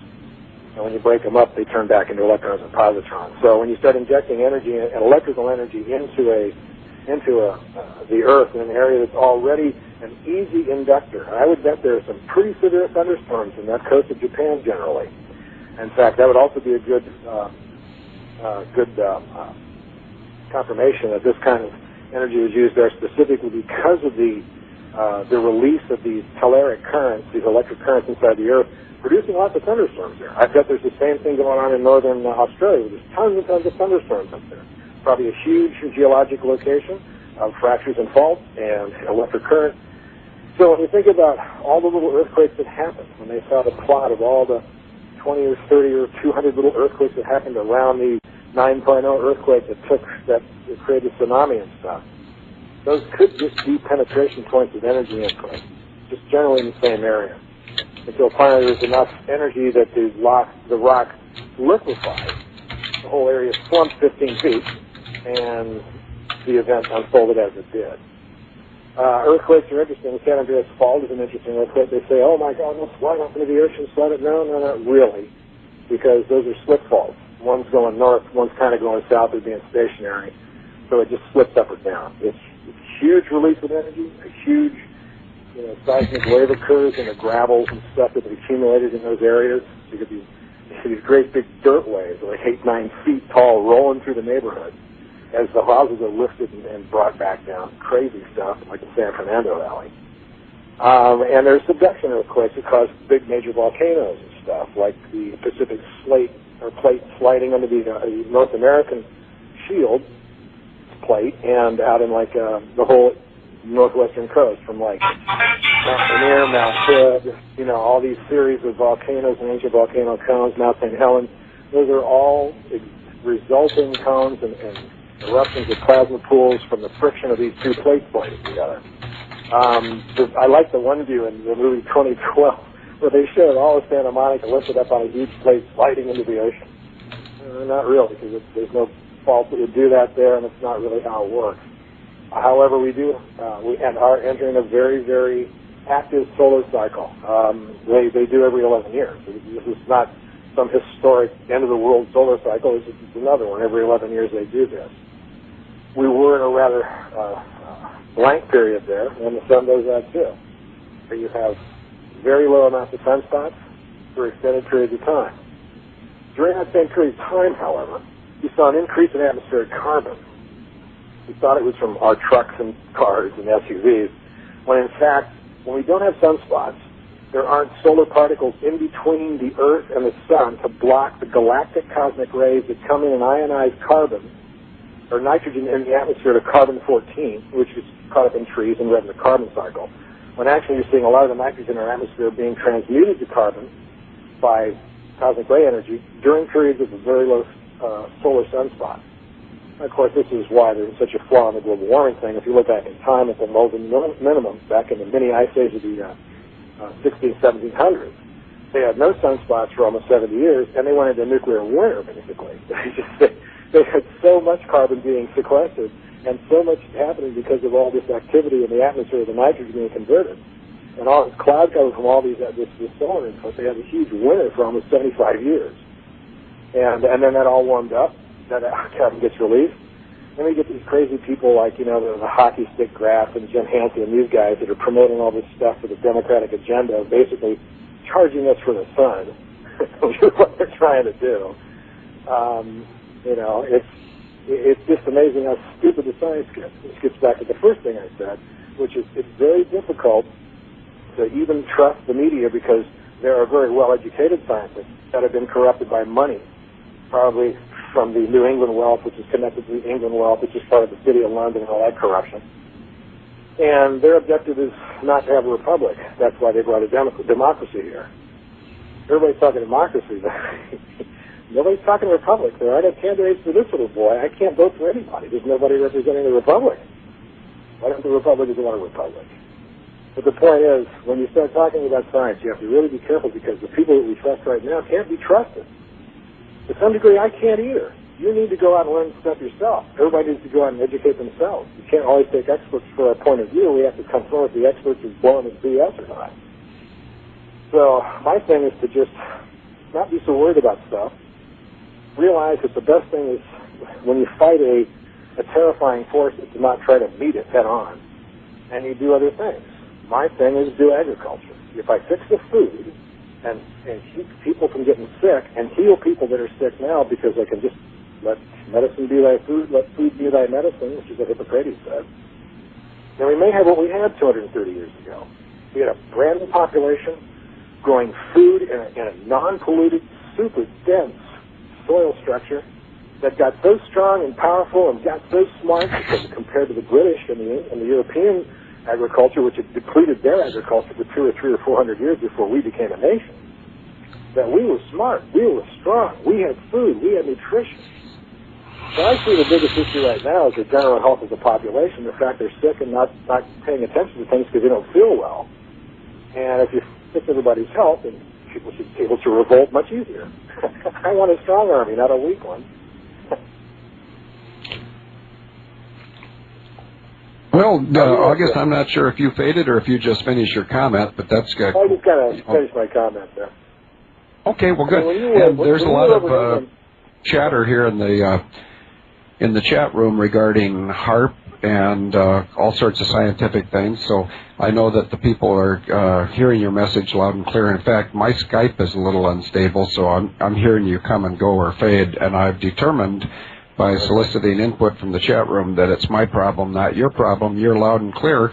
And what's going to happen here in about 3 to 5 minutes, August, is we're going to hear some music come in, and at that point we'll be going to about a 3-minute commercial break. And at the end of the commercial break, we'll hear the same music. In fact, we need to replace that music because the music we're hearing is a couple of songs that Raylan Allen, the previous host here on Wednesdays up until the 2nd of March when Able Danger took over, those songs are hers, and maybe we can figure out amongst our Able Danger faithful what song we should be using, and it could be almost anything. But we're not going to take it. That's a good one. Yeah. In fact, why don't I open that up in the chat room, and I'll just solicit inputs. And by the way, just since you're not here very often, August, and by the way, for the people who are not August, his character name in the fiction is Dr. Nano Alumina, which is nano aluminum, if you figure it out. But I will send you the complete chat log, and so you can see what everybody's saying while you're busy thinking and speaking. And someone here named Sherlock, who's a lady up in Ottawa, Canada, just said, yes, August, most people are not physically nor emotionally well, so they don't think.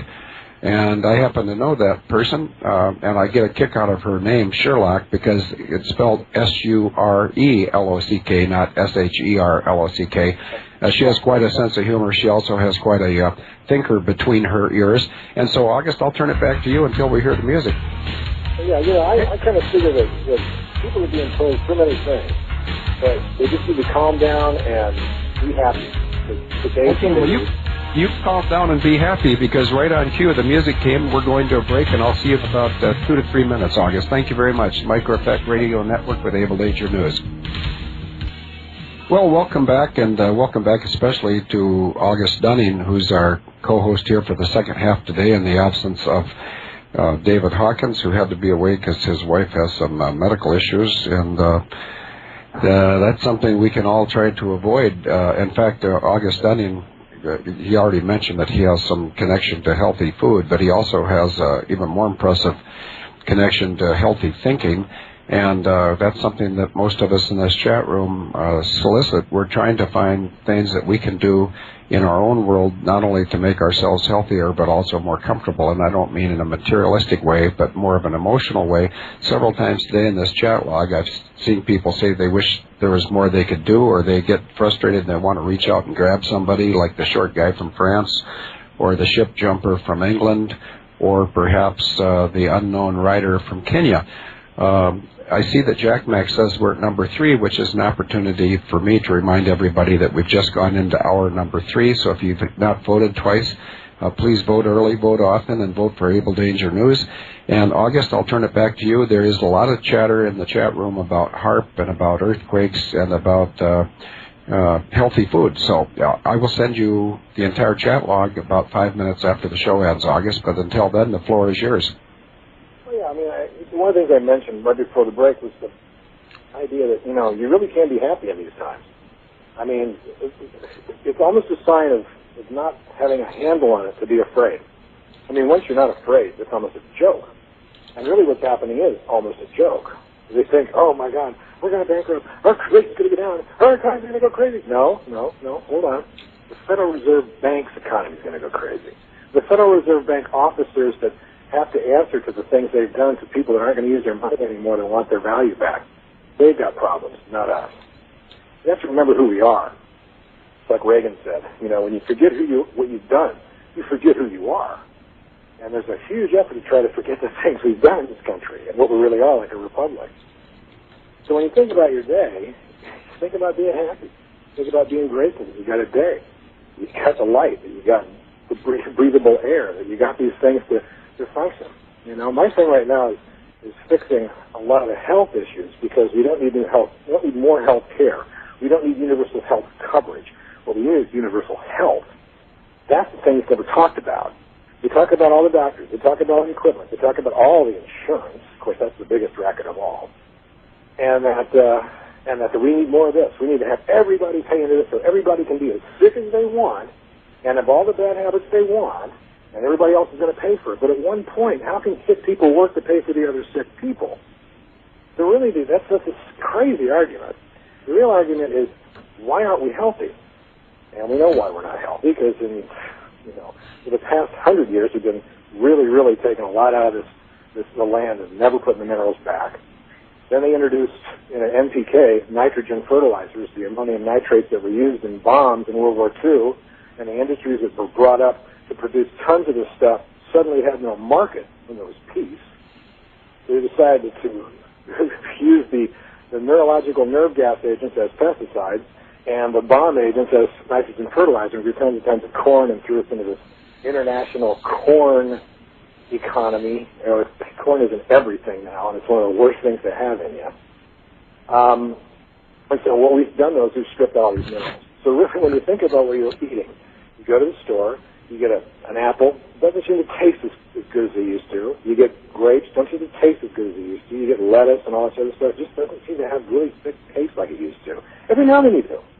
Because every now and then you'll find that head of lettuce is growing on a new piece of ground that may not have ever had agriculture on it, and for a while it's going to have taste growing out of that particular piece of ground. But if you take the micronutrients away long enough, taste decrease, nutrients decrease, vitamins don't work, you got empty food. So really what we got in the grocery stores, even if every now and then there's a good piece in there, we got empty food. So what we've done is we've done a mineral product called My Minerals, My Minerals, M-Y Minerals. And it's take out of the ocean, 52 ionic minerals, you put it in your drinking water, you drink it with the mineral-deficient food, and then the food's fixed. If you can't go out and spend 3 to 6 months farming, tilling, harvesting, doing all that stuff with our mineral products for agriculture, you can still get it in your food and your drink, because that's what you're trying to get out of the food. You're trying to digest food in the stomach with weak hydrochloric acids to break those food molecules apart into nutrient, minerals, and vitamins and so forth.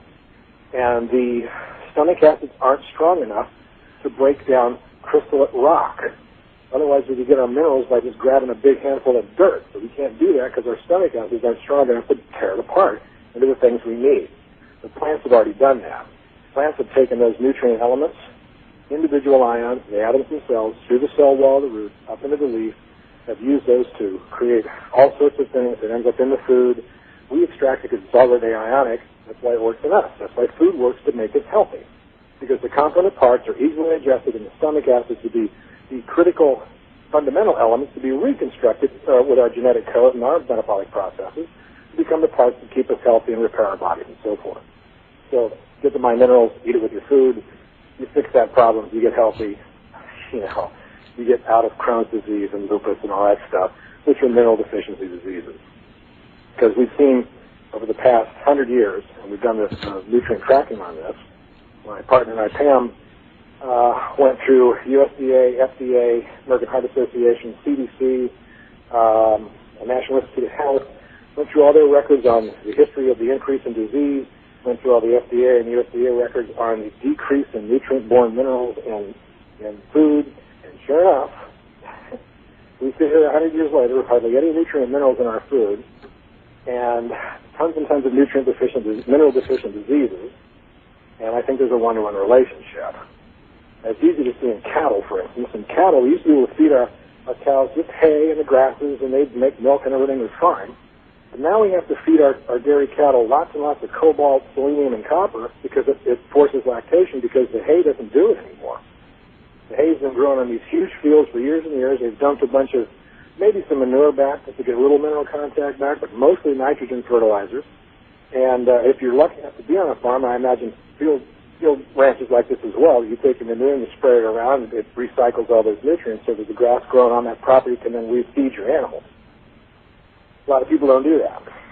And because of that, we have this real health crisis, a huge, health care burden and pressure, and all they're talking about is putting another rope around your neck and another weight to drag behind you for not really wanting to fix the problem because they're lazy politicians and just want to get up there and flash in front of the camera with the right thing to say, and then they go on and with their backers paying for everything they have. I mean, that's Obama's story right there. I mean, you look at where Obama comes from, and you look at where they say he's from, at least who's saying where he's from, and you look at the Hawaiian flag, and I ask you all to do this, you'll notice there's a very strange flag within that flag on Hawaii.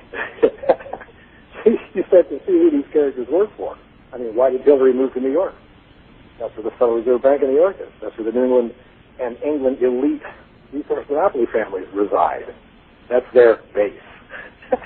So it's easy to see this stuff, easy to get scared of this stuff, but the best thing to do is just try to get healthy, keep your attitude positive, and just, work on what you want to work on without being deflected too much by the deflections of news because it's designed to do that. And start working on the things you want. Focus on what you want and why you want it, and I guarantee you'll make those things happen in your life. Life is a very simple process. Most people make more out of it. It's just here to have fun and get the things you want to achieve and have a lot of love. So a lot of people are worried about what can we do? Well, for one thing, you can start pushing Republicans, in their meetings. Ask them this question. Now, we know the Democrats, don't want a republic, but I want to ask why you Republicans don't want a republic. Start asking those questions. Start asking Republicans why they don't want a republic. And then you see that the Tea Party and the Republican Party and the Democratic Party and the Green Party and the whatever party, the Independent Party, they're all selling the same goods. They're all selling the same prepackaged money out of the Federal Reserve Bank and enslaves us all to pay some other country to give us our money. It doesn't make any sense at all. Everything that's happening now is through this banking issue. So the more we can disencumber ourselves from banking, the more we can do bartering between ourselves, the more we can cut the federal government out of our contracts because legally we can. We have every right, under the 10th Amendment, to restrict any third-party encumbrances from our contracts and stop trying to rent their money, which is what your federal income tax is about. You're renting the right to use that money, and the proof of that is if you conduct your business all in coin, never take a Federal Reserve note. Always have it noted that you've taken coin. Make sure your deposits in your bank are all in coin. They can't charge you any tax because you haven't used their money. They can't. All they can play with is their paper money, the copyrighted, trademarked artwork with the presidents that would never allow a central bank in this country on their face dollars, which is really irritating to a Franklin. So my thing is trying to figure out ways to disencumber yourself from the system, decentralize, connect with your friends, get 50 of your neighbors to grow an individual crop each, and then share it amongst your 50 neighbors, and you all have 50 different foods. Do that in your communities. There's 3,160 counties in this country. There should be 3,160 independent organic food operations in this country, in each one of the counties. So that you don't have to go to federally mandated, subsidized, poisonous foods like Monsanto and Cargill and all these guys. And you can just go amongst your neighbors and eat food. It's only a matter of organization. It's like the Boulder police said during the big cannabis festival in Boulder a few years ago when 14,000 people were there, and there was only 15 police. And everybody was breaking the law. And the policeman said, well, when this many people are breaking the law, we're completely ineffectual. Numbers, gee, that says numbers. So, the thing is, it's organization and not thinking you're just individuals, that you're part of a larger group that is your community. It's not your nation. The nation is a whole different concept. That's a structural concept. But who you are is the friend of the guy next door, the friend of the guy in the shop next door, the guy that runs your dry cleaning place. Those are the guys you try to talk to. Those are the guys you try to say, well, what do you need? What can I do? How can we connect? How can we cut the government out of our relationships? Because the government we have isn't even our government. It's run by money that isn't even our money. We don't even have a fair election. If you have presidents, and we do right now, that is not qualified to be in the office. I mean, it's absolutely appalling. I don't like Donald Trump, but I do like the fact that Donald Trump is willing to be public enough to bring this to the public eye and keep it there for a while. I just worry that some democracy Republican will get his butt in there and do the same stuff anyway. Because you just can't spend this kind of money and think you'll ever buy your way out of it. We've done real damage to their currency. Remember, it's not ours, it's theirs. We're only borrowing it to use it out of convenience. It's becoming exceedingly less convenient to use their money.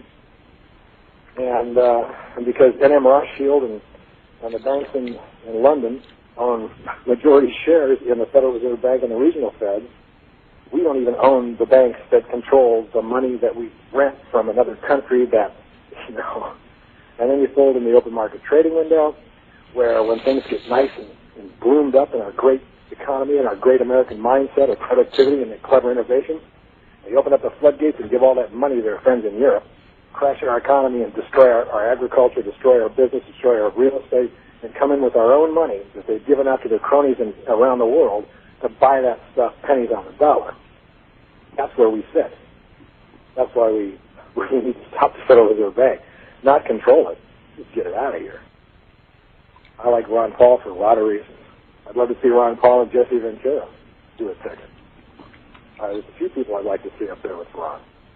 But it's a very strange time in America. So my advice, just coming on the show today, and I'm grateful to do so, because I think after 5 or 6 years of seriously scaring the hell out of myself with all this 9/11 stuff and all these secret agencies and the fact that I've played around with a few of these guys who say are scary, at the end of it, it's like, well, it reminds me of Matthew Broderick in that movie War Games, where it came time when the computer had to make a decision to launch a thermonuclear war or not, and he finally came to the decision that the only way to win a thermonuclear war is not to play it. Makes Khrushchev a whole different kind of guy in my mind. It's Kennedy was ready to launch him. So, I'm hesitant to back anybody politically, because I think they either are liars and part of the game or are completely deceived within their own minds and don't know what's going on. But again, my thing right now is make sure people realize that we still have a republic. We don't want a democracy. Voting is not unique to democracy. But democracy, ruled by majority, has always been put in place in a republic to bring down that republic and return it to the ownership of the elite. It happened in Rome. It happened in Argentina recently. And Argentina is a wonderful country to look at right now. If you look at Argentina, about, the early 1900s, they challenged the United States for dominance in world trade. I mean, it was huge. Argentina was an enormous powerhouse. They had more Ford automobiles than many of the United States had at one point. And then slowly, the Democrats came in, the corruption came in, the people got lazy, and they forgot the price of freedom is eternal vigilance. Actually, it's the price of a republic, because it's such a tenuous type of government. It's kind of like a controlled anarchy. It's wonderful, because you rule by law, which means, okay, the smartest guys we ever had in history of this country have decided, after knowing monarchy and knowing royalty and knowing how these despots and monarchs and sultans rule their people, know what it would take to design a government that couldn't happen unless you institute democracy. You still voted in the republic. things have changed since the Civil War. I mean, before the Civil War, the presidents, used to give the pledge of the oath of office. And it was a little different than it is now. Pledge of oath of office now, I think 2 million people stood up and watched Obama give this one, which, I was just steaming, but that was me. He said, I pledge to protect the Constitution of the United States of America. Sounds great. I mean, it does sound good, but it's not the right words. Because Jefferson and Franklin, or Jefferson and Adams and Washington, those guys, they all said, I'll protect the Constitution for the United States. Prepositions and participles have very different meanings in language. One says, I'm going to protect the charter of the corporation that's hired me to have this position, to be in front of you, to take this great honor. Thank you very much, and have a nice day. And the Founding Fathers said, I'm here to do one thing. That while I'm watching this country, your Constitution is safe, and the states are protected, and we will watch after our brothers. Changed a little bit, because it's pretty obvious, too. If you look at what happened with the big bailouts, the people that held those lousy mortgages, okay, still hold the lousy mortgages. But the banks that issued them, they got all paid up. So the banks were paid up with their toxic paper. They didn't say, okay, this has been paid off by the government. It's your house now, okay? They said, no. We get paid by the government, and we still get paid by you. That's what they just did. No one, not even one congressman, stood up and said a thing about it. Which is why I know we don't really have a representative government. We have an elected show, just like they have in Britain, which is why we have that here. It's just what they do in Britain. Special interest lobbies affecting the logical vote by business interests and money graft and corruption and, extortion and all the blackmail and all the stuff that goes on in D.C. with the, all these guys in their little gay pledges and all this stuff, they have their pages and just this crazy mayhem of human behavior on Capitol Hill, gathered as information constantly used on each other to make votes happen. Instead of voting on the real subject, they vote a certain way so they don't get found out about how they're acting, and while they still try to stay in office. So I think most of you understand where I'm going on this. That's nothing to vote for, because every time we do it, we get the same thing. And the definition of insanity is doing the same thing over and over and expecting a different result. And Field and I have talked about this for years, and eventually we started making these videos about this situation because we kept seeing higher and higher structures of disorder and crime. David was the first person that sort of attracted me into this. I heard him on George Norrie's show back in 2002 or 3, a long time ago. And he was talking about the insurance frauds and the double insurances and all that kind of stuff, and that made better sense to me. It made a lot more sense than terrorist attacking. And then that, got me into this, the Hots Cafe and with Able Danger, and it's a very interesting intellectual activity for me because I can bring to bear some pretty good talents in observation and recognition, and especially pattern recognition, and see a few things that maybe some people haven't seen, like the thing about September 11th, 1776, and how it is absolutely the same as what happened on September 11th, 2001, by the same players in different costumes. And that was a big discovery. I thought that was pretty good, and how the Livery Guilds tie into that, and how the Livery Guild memberships and banking in Holland and all these things. And again, when you start, twisting around that axis, you start going, oh my gosh, what can I do about this stuff? Well, you only worry about that if you want to play in that party. I don't want to put that costume on. I'd rather a very much more relaxed America, so that your job is secure, your food is relatively inexpensive, services are easily provided, a lot of it's local, it doesn't come out of the federal government, and the federal government, if you can even call it that, after what I would like to have changed, is a muchly reduced and stripped of power entity that basically is for protecting our borders. And that's all they're supposed to be doing. They provide for the general security, and protect the borders. Not their own security. And right now they provide for their own security. so that's kind of not the way it's supposed to be, everybody. But again, if you don't eat the right food, and you become specifically magnesium deficient, it will decrease your IQ points significantly. It's recorded. It's been tested in many countries, in many studies. So you introduce these things, you introduce fluorine and chlorine to the food and water supply, you end up challenging the thyroid gland, which uses iodine, not these other halogen gases, to actually do the activity of cleaning the blood. Your blood doesn't get clean. That makes the other organs work harder. That wears them out faster. And you end up in a doctor's office. So the chlorine in the water, fluoride in the toothpaste, those are Nazi technologies, actually. I hate to put it, but that's exactly what they did to the concentration camp people, to keep them calmed down and keep them not revolting as they loaded up the water and stuff with these chemicals. And, it was IBM that organized the Holocaust database, and it was IBM that's now doing our census. I see patterns. I don't know, other people see it, but I see it. Not necessarily a swastika, but if you look at the Chase bank sign, well, look at the Chase. They're going to say, it's a C. It's a rotating C for Chase. It sure looks like a modified swastika to me, but then again, I'm pattern sensitive to this kind of stuff. And of course, it was Chase and J.P. Morgan and all those characters who were in bed in partnership with Hitler prior to the war, for the beginning of the Second World War. Chamberlain and those characters. I mean, we see huge issues with our British counterparts, not the English people. That's the thing. We're all English, most of us. Well, Scotch. We just talked about Fields being Welsh. I'm Scots and Welsh and Irish, I think, in all of my combined backgrounds. Most of the people listening to this radio show probably have some English blood in them somewhere. It's just, they're our brothers, just like the Dutch. I don't dislike the Holland or Netherlands or any of those people at all. It's always the governments. It's always these elites that think they know better than us about what we want to do with our day. And I think we know quite well what we want to do with our day. Fields, what would you like to do with your day? Are you there? Yeah, I'm still here, and what I'd like to do with my day is to enjoy myself without infringing upon every other co-equal person in the world, their ability to enjoy themselves. And I think that goes along with your pattern for mental health, August, is not to worry about stuff you can neither control nor understand completely, because a lot of it's smoke and mirrors foisted upon us by the people that are trying to scare us into an early grave.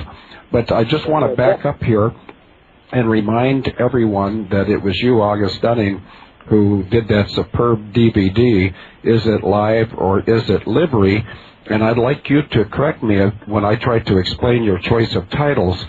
But a lot of these false flag events, such as 9/11, have been done not as a live event.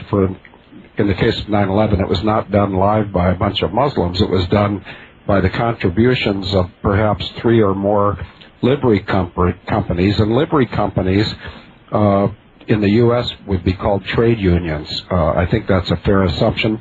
But I also want to remind you, August, that I had 550 of your DVDs called Is It Live or Is It Livery with me in the hall in Stoke-on-Trent on Saturday, and none of them came home with me, so the ones that didn't get distributed on the 2nd of April are being distributed right now. So all over England, all over Wales, Scotland, Ireland, and Northern Ireland, intelligent and committed people who sense that something's terribly wrong in the UK are looking at your work, and I think you can be very proud of that work, regardless of the fact that you use the name Sir Oliver Closeoff instead of the name August Dunning, because in keeping with the mantra of David Hawkins, it's not about the individual personalities here, but what we can cooperatively contribute to the definition of our enemies, and then the intellectual and emotional destruction of those enemies, so that we, the people of the United States, and we, the people of England, are no longer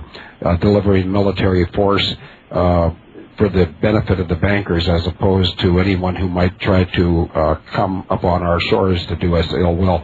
I agree with you, August. I agree with Sue Freeman that we need strong militaries for defensive posture, not for an offensive financial transaction. Right. It's not a tool to use in a big passion play, and that's what's being used right now. It's a racket, and we use the military to enforce our racket mentality. But I would like to say just briefly here that thank you for those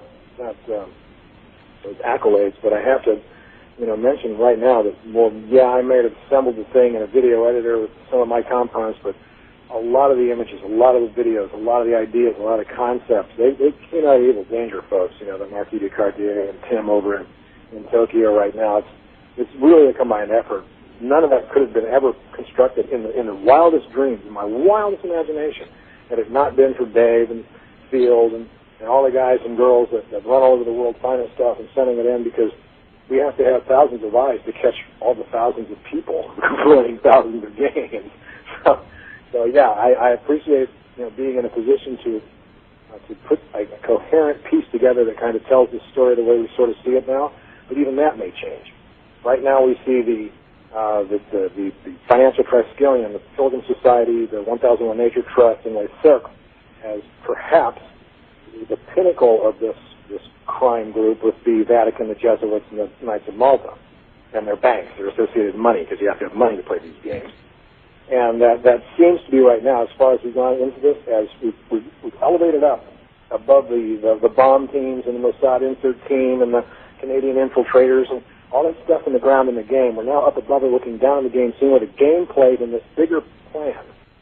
And the 9/11 game and consequence management on that day was specifically to attack us in a way that our people wouldn't even recognize, use the event in a way to go fight in countries that new resources had to be resecured, because Britain had lost the opium supply out of Afghanistan to the Taliban and to our guys and to the Russians, and that wasn't going to fly with them for long.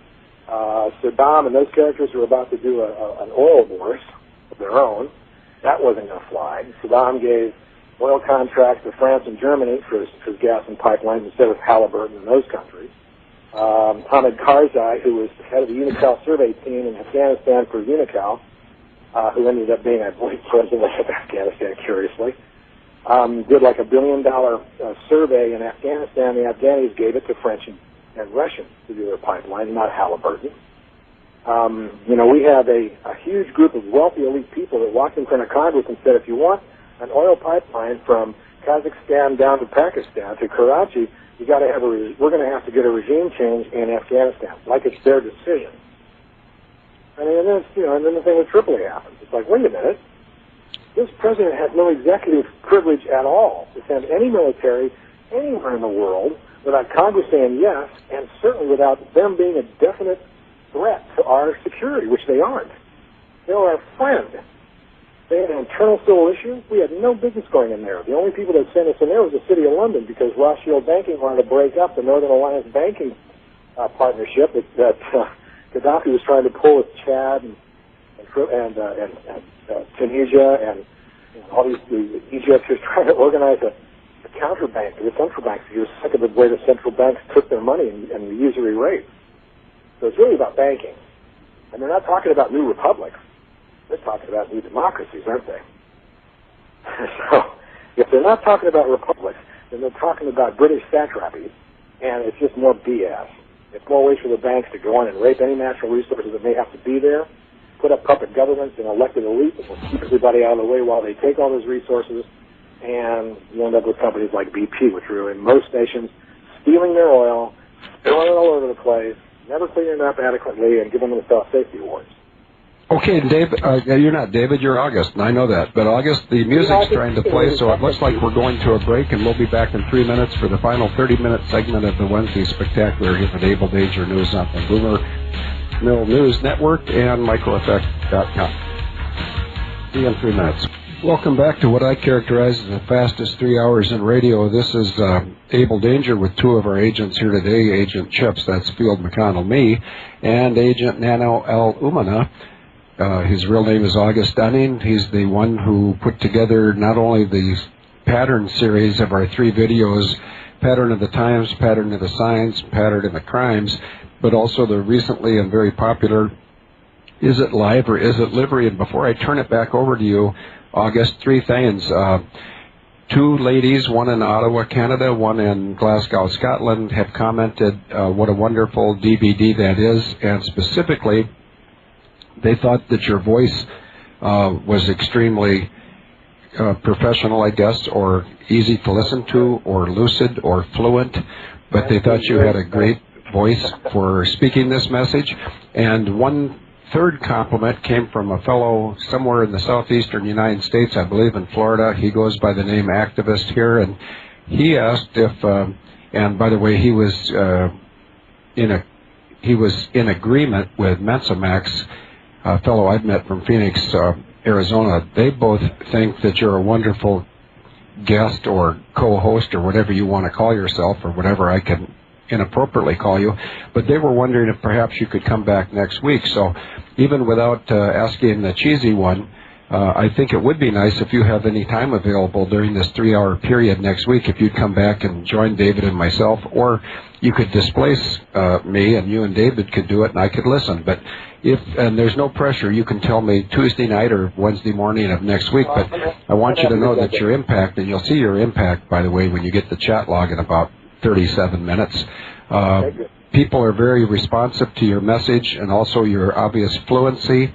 They like the monopolized banking dissertation you did at the conclusion of the last 30-minute segment. And in fact, here's a comment from a lady in Ottawa. August's voice is melodic. So let's hear that melodic voice while I give mine the rest. And I want you to know that I'm eating a piece of cheese right now, because it just wouldn't be the same chat room without some cheese. And David Hawkins isn't here, so I'll fill in.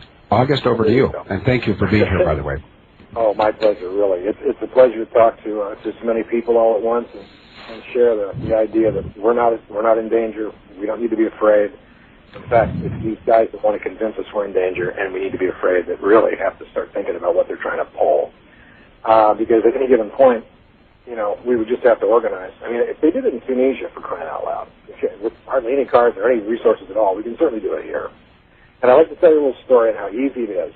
Because I don't know if you all know, but last November, the 8th largest army had their war game in Wisconsin. And it's a larger army than France and Germany combined. It's a larger army than Iran. And every year they hold the same war game. And every year they have the same strategic objective, and that is to reduce the deer population. 800,000 hunters. And that's only one state.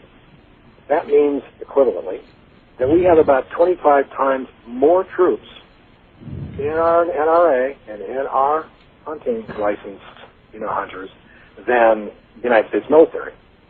I would posit that we probably have more standing army in our hunters than the Chinese army. And and because of that, it's really a very simple matter that things get really out of control and the government starts really breaking the rules more than they already have. To just show up at the courthouse, take everybody into custody, put people in place, and announce that we're now a republic in this county, and that we will fight to maintain our Constitution. And I'm sure the county sheriff would probably go right along with it, because that's his job too. So my thing is just be friends with your neighbors. They're your only hope, not the government, not the amount of money you can get in the bank, not your IRA, not your Social Security fund, not your Medicaid.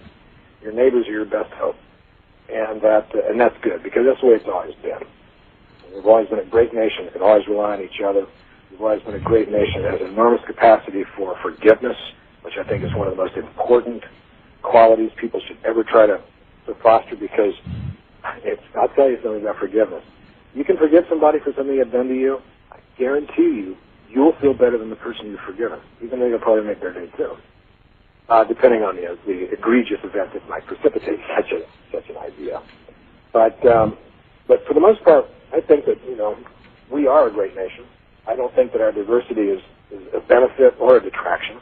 I just think that's just people. My dad was a doctor.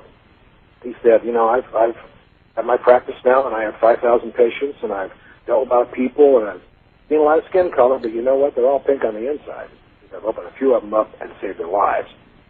So the point is, we really are the same. We want to ascribe differences to skin color because of socioeconomic or fundamental religious or national backgrounds and so forth and so on, but it's really silly, because when you start dropping those fears and start talking to people, they're so willing to have someone not be angry and to talk to them, because we're all really lonely. And it really gets down to who we are as people. We're afraid because we don't want to be rejected. We're afraid because we don't want to be attacked.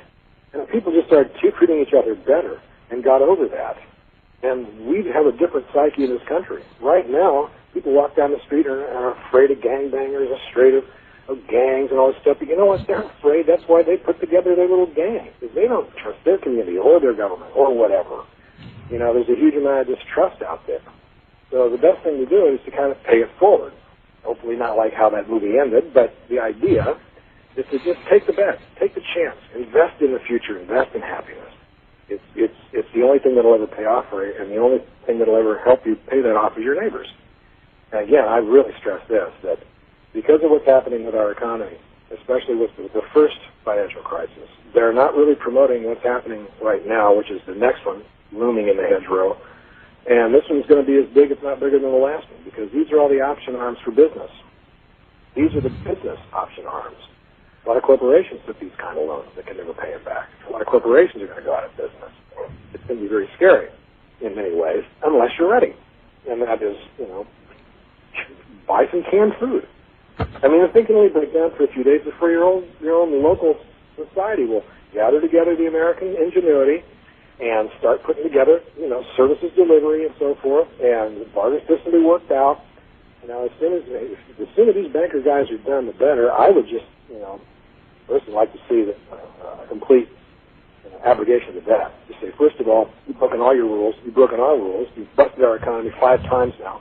You've been doing this for 100 years, and in about 2 years from now, in 2014. And I think you've had your shot. I think the central banks need to be removed from the premises. And that's going to be hard because the central banks produce our elected presidents. I mean, it's just really nutty, but that's all City of London stuff. That's why all our presidents usually get knighted by the Queen, like Sir George H.W. Bush, or Sir Carter, or Sir Reagan. And they all try to throw. Reagan didn't really want to accept that, actually, but a lot of them think it's a great honor. Sir Rudy Giuliani, Sir Bill Gates. If your problem with that honorary Sir crap is that as soon as you do that, you're then a subject. As soon as you sign those papers, I don't care if it's honorary or not, you're a subject of the United Kingdom, the British Empire. Gog and Magog once again. So, my thing right now is just, be easy on each other. The only thing I would really be concerned about is solar proton events. If you get a SOHO observatory, S-O-H-O, observatory, you can watch the solar observatory from Europe that watches our sun's activity, so you can see when these big X flares happen, and you got 19 hours to get inside of a cargo container for a few hours or a few days, depending on how big the storm is. Or you can go to the SDO, which is a solar dynamic observatory, which NASA has, and has stereo optic views of the sun. Very, very interesting site. But that's what I check every day. Back in 1850, I'm going to say 59, it's in that area, date might not be right. There was a solar event where all the telegraph lines ignited and fell to the ground and had huge fires in the cities and the prairie and stuff. And people did not know what happened. They thought it was the technology. And about 3 or 4 years ago, some friends of mine at JPL went back in the records and found that two English observers, Dr. Carrington and another one, I forget his name, observed a 1-minute-long X flare on the sun 19 hours previous to those telegraph lines igniting. And what happened was an enormous cloud of electric particles came into our electromagnetosphere, got down, and were inducted into the electric lines, and just ignited them for so much energy being absorbed. So my thing right now is really worried about the sun more than the economy, and worrying about my friends more than the politics. And if we do have one of those events, people are, see this movie Knowing, where the sun is burning everything and exploding on the building. No, it's nothing like that, really. You need to get inside like a cargo container in a basement. You just need to have enough density between you and the solar energy so it can be trapped in things in between you and the sun. Now, the best is just, real hard stuff like a 1/4 inch of steel, like a cargo container, or down a couple of floors in a basement in a building. And generally, if you watch this stuff, you can see them coming. So my advice to everybody is figure out how to get a republic back, worry about a solar event more than anything else, and figure out how to get some food, grow some food, get some minerals, make sure you replenish the critical minerals you need to stay healthy. Magnesium is beautiful for that. That's why we like our mix, because it's got 62 of them. You don't want to do individual minerals because it kind of sets everything in balance, but magnesium is really interesting. It has like 350 different metabolic processes, and especially in ATP. So if you're tired, then you're probably magnesium deficient because your mitochondria inside the cells aren't making adenine triphosphate, which is your energy bank for the body's systems. And it's funny, too, because magnesium isn't really attached to ATP. It's actually just sort of attracted to it, kind of like bound without a strong bond, and it allows amino acids to attach to the magnesium, which then the magnesium and the amino acids can drag the ATP into the cell to make energy. It's a beautiful molecular dance down there in the cells, but a lot of it is mineral-based. And I can't stress enough, if you want to get healthy, if there's anything wrong with your health, I would suggest getting my minerals or some mineral supplement and getting some minerals into your body, because I guarantee you'll feel better. We've noticed that with mineral replenishment and what we've been pulling out of the ocean, we get faster hair growth, nail growth, you sleep better, more energy, skin clears up, really a lot of skin exfoliation as new skin is produced. And this is because of the calcium and magnesium ions, which stimulate calmodulin and calmodulin, which are two activation proteins that when the cell makes polypeptide sequences in the nucleus of the cell, it has to have some mechanical mechanism to drag that molecule out to get it someplace where it has to do its job. And those are those molecules. They're specifically for creating and moving proteins. And your hair is protein, and your skin is protein, and your nails is protein. So, I can't stress the mineral thing enough. And I'm pretty good proof. I'm like 62 years old this year. I surf for 4 hours. I sleep great. Plenty of energy. Obviously insane and out of my mind. So it must be working. Hey, Field, is anybody commenting on the nutrition section on the blog page? Yeah, the chat room, they are, but I think they're more concerned or more impressed by your mental agility and your vision as it pertains to the governmental forms and the banking powers, that my choice of words here, but the Rothschilds and the Rockefellers. I think they're very interested in that, but yes, they are. In fact, here's a comment from Richard in Wimberley, Texas. Minerals are the biggest key, and also a fellow who I've met, and I've met Richard numerous times, but another fellow down there whose name in the chat room is Liberty Hill. Let me see if he's here. Yeah, Liberty Hill is a town to the north and west of Austin, Texas. I almost slipped and said August Dunning, which is you, by the way, August. But Liberty Hill has been, in fact, I'm going to solicit his input. He says dang right. I don't know what he's saying dang right to, but Liberty, if you would give me the name of that mineral, that if you only had one mineral or vitamin or chemical to stick in your body, I know it had the word magnesium, and I'll just use it as an example to answer August's question about is anybody listening. And so the short answer to your question, August, is yes, everyone's listening to you, and you're stirring up quite a lot of thought on the different things we can do as individuals to protect our own mental and physical health. And I want to appreciate, or I want to comment with great appreciation that you're absolutely right. Our ability to have a good day is truly within our control, regardless of what those people that control 90% of the credit or perhaps the wealth in the world, regardless of what their plans are for me, I plan to have a good day today and a better one tomorrow. And I think that your comment about being either 42, 52, 62, or 72 years old and sleeping well and going surfing and being a firm mind, I think that that's a good testament to your mineral consumption, if you will, or mineral balance, whichever is more correct. Magnesium chloride, by the way, is the mineral, if that is a mineral, that Liberty Hill suggests. And so do you have any knowledge of magnesium chloride and where it fits into your pecking order of desirable supplements? Well, yeah, it's another one of these molecular compounds that can break down and release in the body. It's an easy breakdown to the stomach, so you can have free magnesium, and that's why it's in that form. So you're a cattleman. You've grown cattle for years. If you have a steer and this steer has a busted hip or hip dysplasia or blown out hip, you can either shoot the animal or give it elemental copper. A lot of the stuff in animals, farmers have to do themselves because, you can't afford health insurance on a cow. So, right. So my thing with minerals is just to say, just look at what we already do and wonder why we don't do it to ourselves. We feed all our animals and our livestock minerals if they get sick. We don't do the same for ourselves. We're the same being, basically. But as far as the mental gyrations thing, Jefferson was this way too in some ways. Not that I want to associate myself in any way with that genius, because he's way above my capacity. But one of the things he did was show his cleverness in how he addressed issues. For instance, on September the 11th, 1812, when Britain attacked our shipping and started the War of 1812, oh yeah, that's right, September 11th, you heard that right, he sent out the American Navy and beat the British Navy on September 11th, 1813. It's like, this September 11th re-engagement date, it seems to always have naval attached to it. I mean, it was Admiral Howe in 76. It was the British Navy and the American Navy in 1812, 1813. It was, the British attacked our naval wedge in the Pentagon on 9/11, 2001.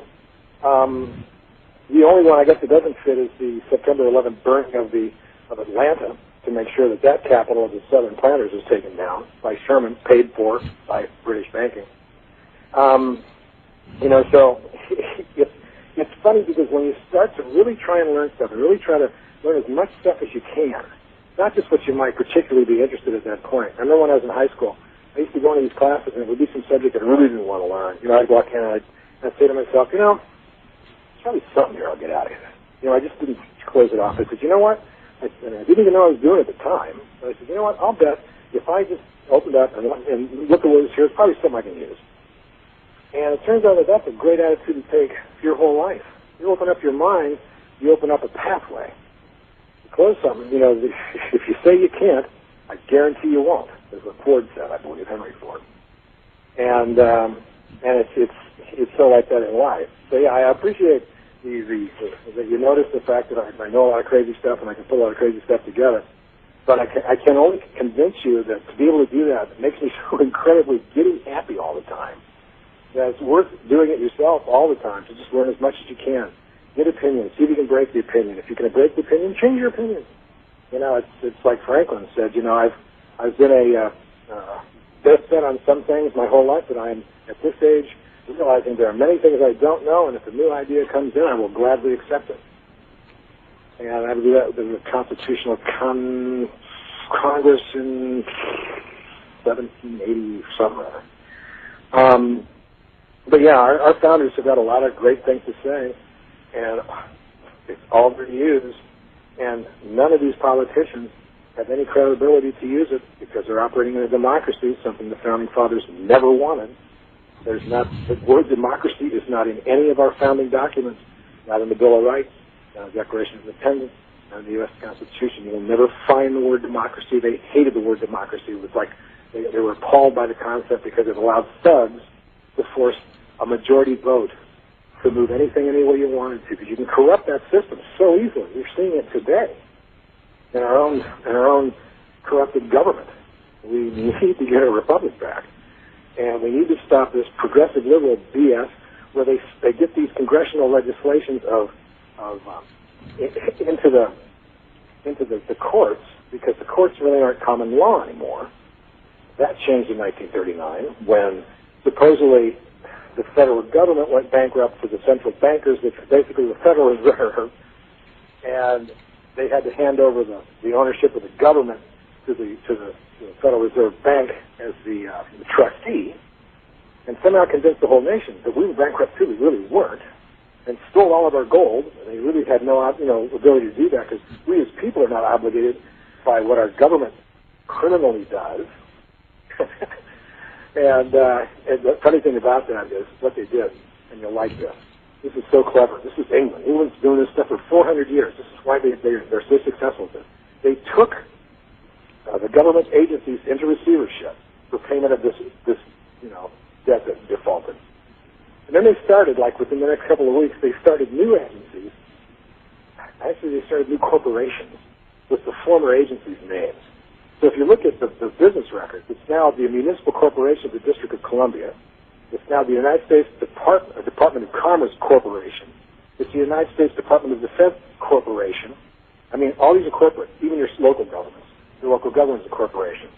Your county seat is a corporation. Your court is corporations. And of course, this is for one reason: to institute universal commercial codes, so contract law is the law of the land, instead of really violating any laws. So it can charge you real money and real suffering for phony laws that have nothing to do with the Constitution. That's what this criminal democracy has done. And if these are the things that politicians do not want to tell us. George W. Bush George H.W. Bush told his secretary, I forget her name, when he was leaving office, if the people knew what we did in this office, they would have us hung up from the lamppost by this afternoon. But don't tell me these guys don't know they're doing bad. So it's got to be what Dave and Field are talking about. There's got to be a fundamental extortion element to all of this at one point. And sure enough, when you look at it, it's these crazy flipping gay boy clubs they belong to. Nothing wrong with homosexuality. My sister's a lesbian. I have no problem with that. It's just the giddy behavior to try to hide the behavior that makes you do crazy things that I'm so fascinated with. You get these guys in Yale. You get 20 of them every year. They get to be members of Skull and Bones. They all have to get naked and pee on each other in a big mud pit. It's like, come on, folks. These are our national leaders. This is their history. They do this on purpose because those are things they would never want divulged in the public. If there's films of this stuff being taken so they can pull it out and force a vote one way or another. You got all over the place. You got the Masons now, which are corrupted. You got the Skull and Bones. You got the Guerrillas Club and some of the other ones over there in London. And it's all this crazy behavior and extorted and blackmailed leaders. That's what you get with democracy. That's how it always wins over republics. Because once it's in there, and then they start getting the rules going, like they can pass a bill with majority vote, but you have to have 2/3 to nullify that bill. So yeah, that's why Obama wanted that health care bill passed, because he knew that he could buy by one vote. He just had to extort one family. Just had to kidnap one kid and tell the guy, if you don't vote, we're not going to give your kid back. I mean, that's the kind of stuff these characters do, right? And it's like, that's the government we have. That's the democracy. He knew full well that it would be almost impossible to get a 2/3 vote to rescind that once it's in, quote, law, unquote, when it's actually just a democratic crime against a republic. Most people don't want to look at it this way. They want to think that, oh, we could never do this. Oh, we're a great nation. Well, we are. Because the nation hasn't gone away. The kind of people running it have gone crazy. And those people have to move out of the way so we can, have our nation back. Grow our food. Not have to pay exorbitant taxes. Not have to rent our money from another bank. Or a foreign bank. Captain Fitz talked about it in a different video that I didn't use for some of the edits in this one. But, and even, I think it was Thomas Edison even talked about it, is that what we need is a federal government that issues bills, that issues loans, that issues T-bills and stuff, not a debt. You don't start with debt accumulation thing. You start with an equity accumulation nation. If in an equity accumulation banking, you reduce any of the normal banking charges to loan money. There's nothing wrong with charging an interest rate to loan money, but 7 to 25%. Okay, that's the range. The local banks may loan you money at lower rates to attract your business. You give it to another bank, say Chase Manhattan Bank, they're going to take that deposit and send it back to New York, centralize that money. And they're going to issue credit cards to people in your town that are sending money back to Chase in New York at 27% interest. So, you see how it works? No matter what you do with central banking, it always overcharges you. You've got to pay for such a huge bureaucracy.